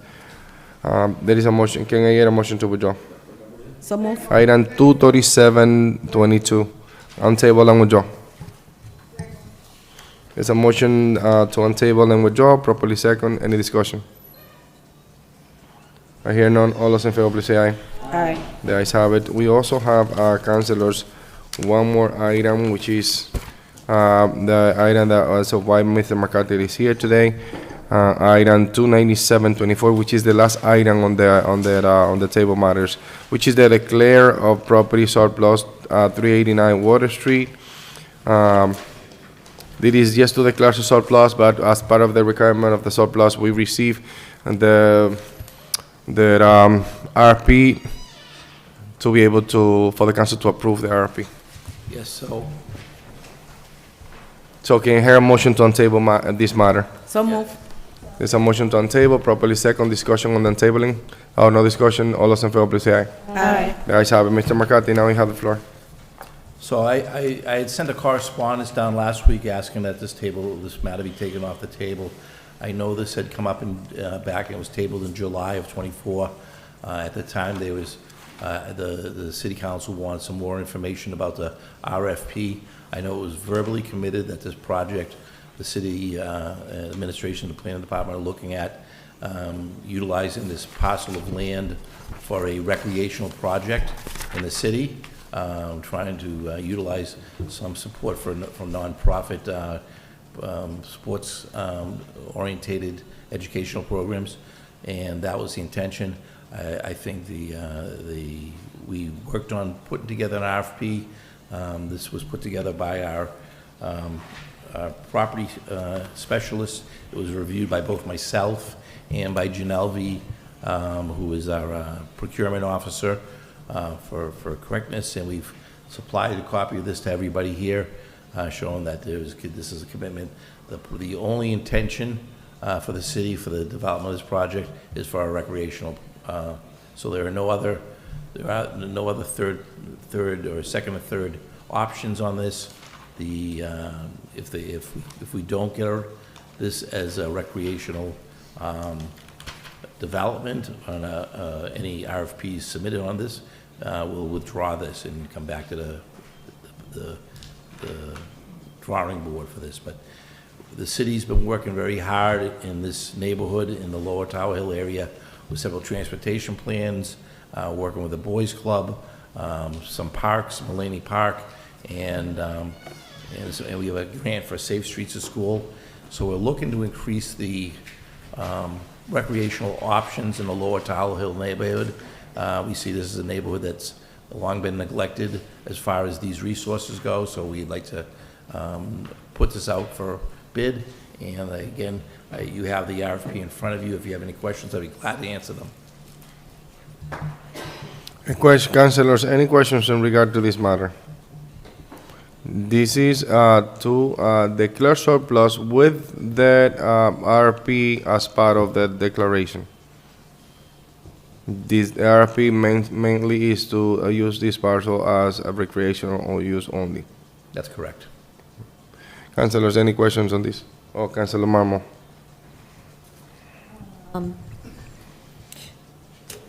Correct me if I'm wrong, if I'm not reading it in the appropriate page. Is it required in this RFP,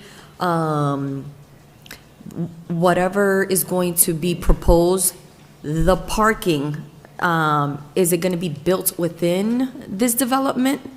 Because I know that that's going to be, if there is no parking that's being factored in, it might be an issue considering that it is a highly residential area. It is. It's a limited it's a limited parcel as far as area-wise. This is more the charitable organizations that are interested provide educational opportunities as much as the sports. So this will be classrooms. It'll be mainly for the kids. It'll be more of a drop-off type of situation. The city's already looked at it. If you're familiar with the area, it's right across from the old treatment center. The city has assessed that there's substantial parking available around that treatment area on that side of Marble, and that could be a drop-off area, but those are options we've looked at. But the idea is that the parking will probably be limited to the amount needed for staff and for, maybe a few parents who want to watch the kids participate in sports. But for the most part, this is a classroom-type educational thing. The parents won't, the kids will be getting dropped off for the most part, or walking or driving their bikes and as need be. So the parking is a requirement. Every applicant needs to show us a parking plan. Council President. Councilor Mamo, you done? Councilor Luzon? So, Mr. McCarthy, so this is going to be,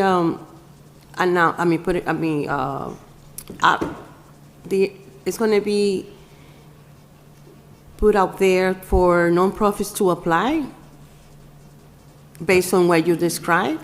I don't know that it has to be for nonprofits. It's for a recreational program intended for the city's youth. I think that's the main goal. I think profit or nonprofit is not their goal. I think it's to look at a program that will be in the best interest of the children. Explaining the process for the people that are watching, so, and very short, because I know time is against us. Yep. So what we do is we look at, we create what's called subjective criteria. The state procurement requirements are pretty strict that we should follow the law as far as the bidder that proposes the most payment is usually what gets real estate. When the city wants to go to target a specific use for that we think the city needs, they create what's called a subjective criteria. So if you go to page 6, it's got what we call the comparative criteria.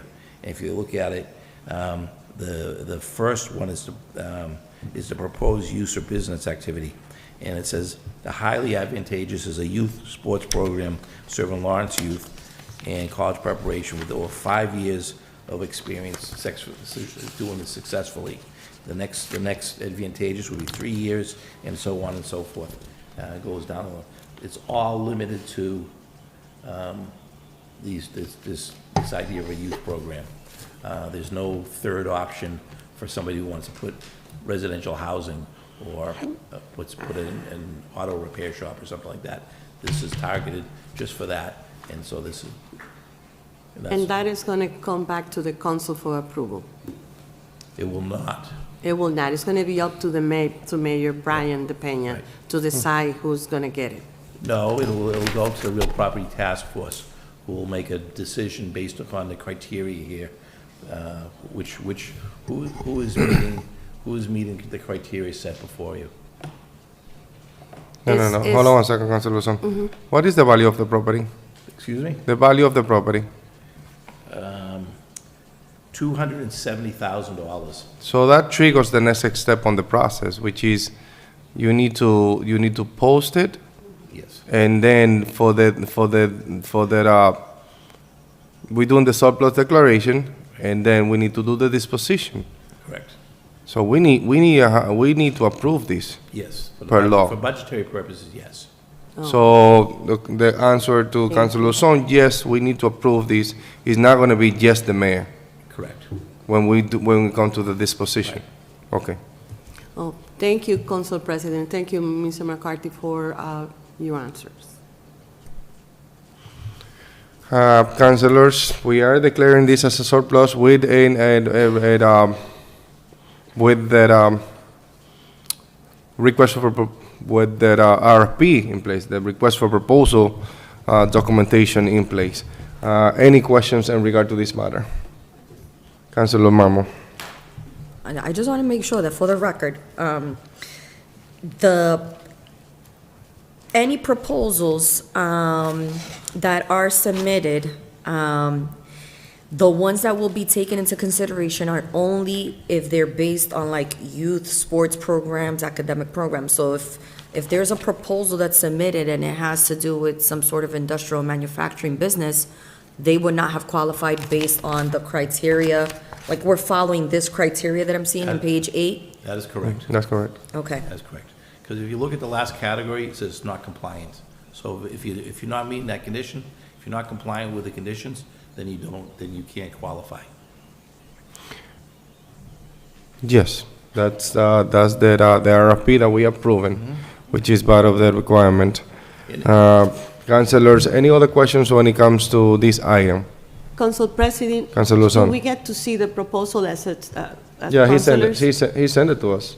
We are approving the proposal, actually, not the proposal, we are approving the The, request for proposal. Request for proposal. And okay. then, once the request for proposal get posted, they're gonna receive candidates, perhaps, or proponents, Okay. that they're going to apply for that property.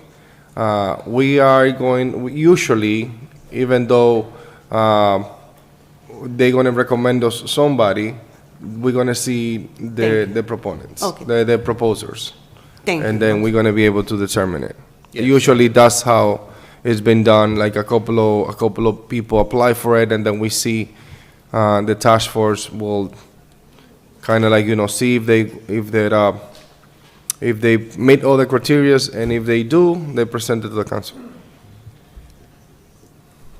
So yes, I know where you're coming from, Councilor Lawson. Thank you. All set? No other questions? All those in favor, please say aye. Aye. Any nays? Let's do a roll call for the record, please. Even though it's unanimous. All right, thank you very much. Thank you so much.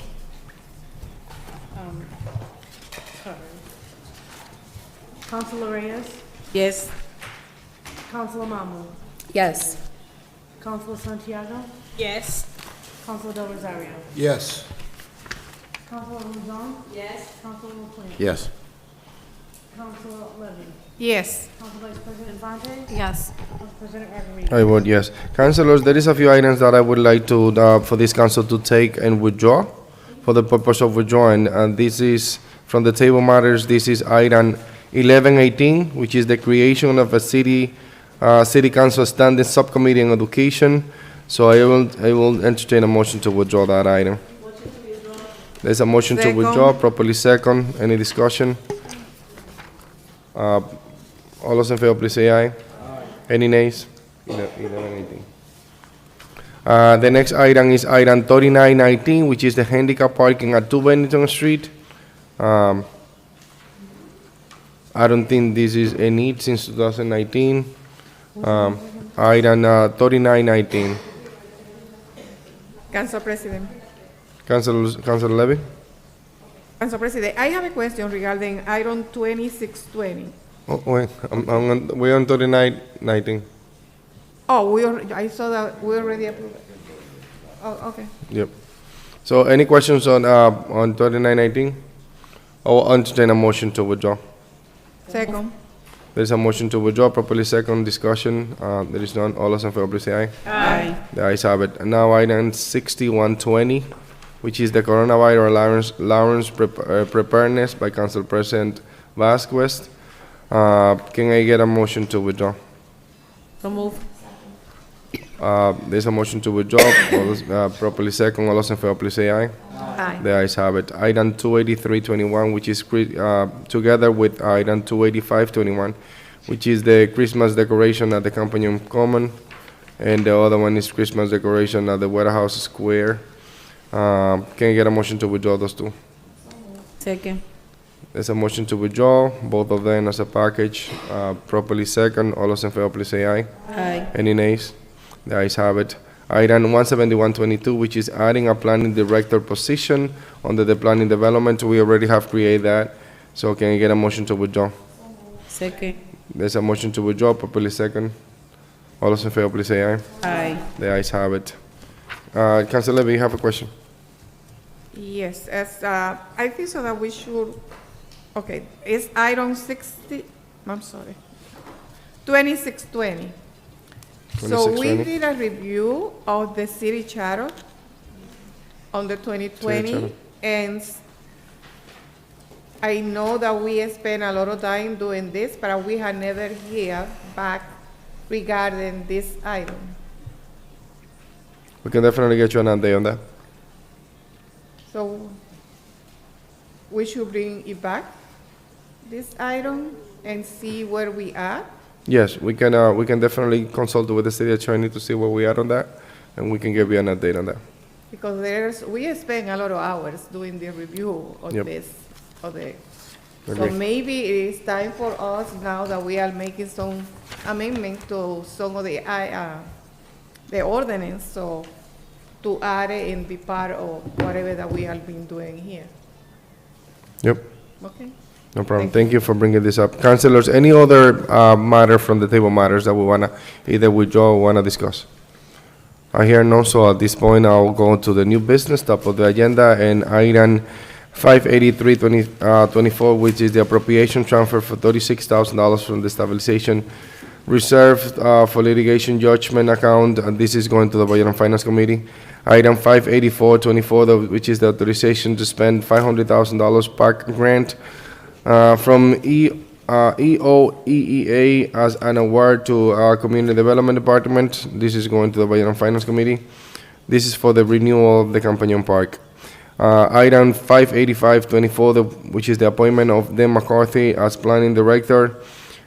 This is going to the Personnel Committee. This document, item 584-24, have a 30 days limit, and I need to be voted by the council by January 10, councilors.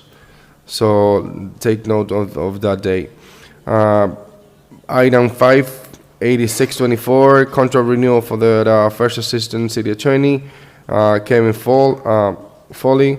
This is going to Personnel Committee. Item 587-24, stop sign at Jefferson Street and Mount Vernon Street. This is going to Ordinance Committee.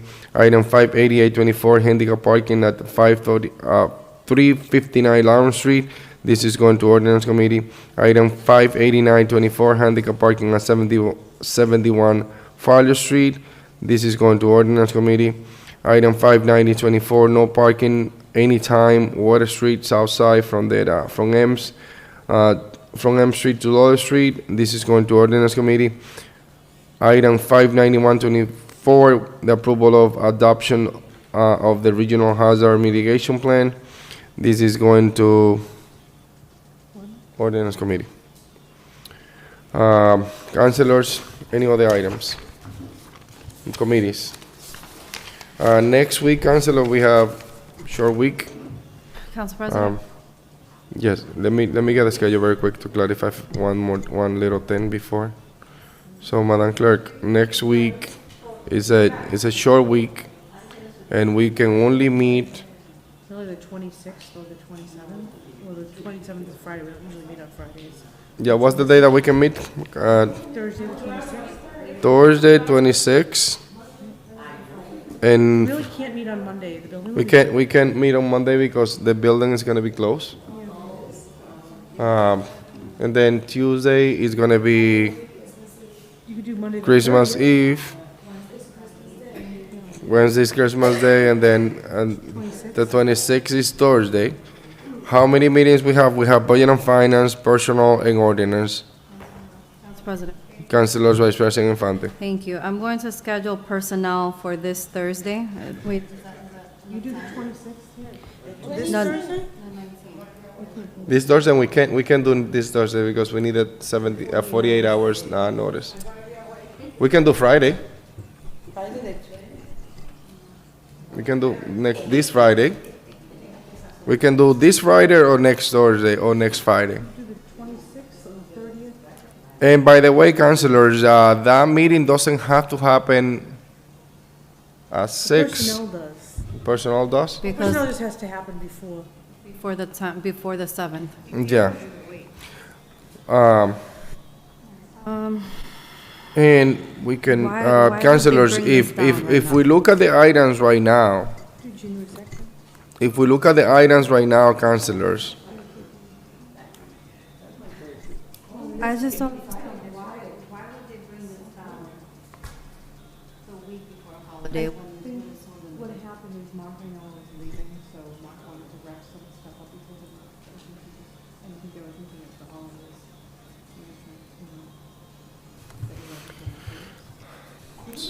something that can Alright. happen, councilors, is that we can pull those items from committee if it is no time to meet, and then we can pull it from committee at the full council. I know it's not ideal. We can either meet on Friday, meet Thursday the 26th, meet Friday the 27th, or pull it from committee on the first meeting of Personnel is going to January. meet this Friday, the 20th, at 5:30. Personnel will meet this Friday At 5:30. at 5:30. Budget and Finance will meet this Friday at 6. I'm not, next week, I'll give you, everyone will be free next week. Budget and Finance, council, before we do Budget and Finance, let's ask the councilors to see if they're available on Friday, this Friday. So, It's either, I mean, we can get it over with this Friday, and I mean, I'm already hearing comments about next week and the week before the full council meeting. So either way, it's a problem. So we can get it over with this Friday and not worry about it for the next 2 weeks. Would you want to do it earlier at 5? Like, would you want to do 1:30 when the building's closing? Like, people work. The earliest I can do is. Well, the like thing is, 3 o'clock. Friday, the building will be closed early. Who's gonna be here? Then I don't- Okay, yeah, we need to have a custodian. I mean, I could 4. 3:34, I don't know. This is the same situation, Councilor. Let's do it on Thursday early, or we just pull it from committee. Thursday early, which Thursday are you referring to? Councilor Plan? You have order. So, we're probably not going to meet, although the only wild card is that mitigation damage thing.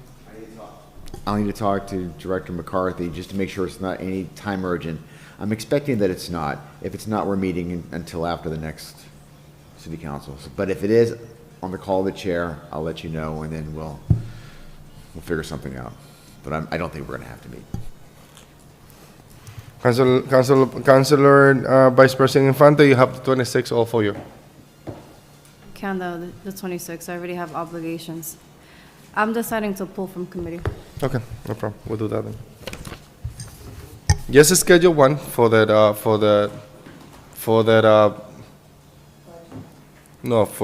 because we need to schedule one, but I mean, pull it from committee. Thursday. Next Thursday.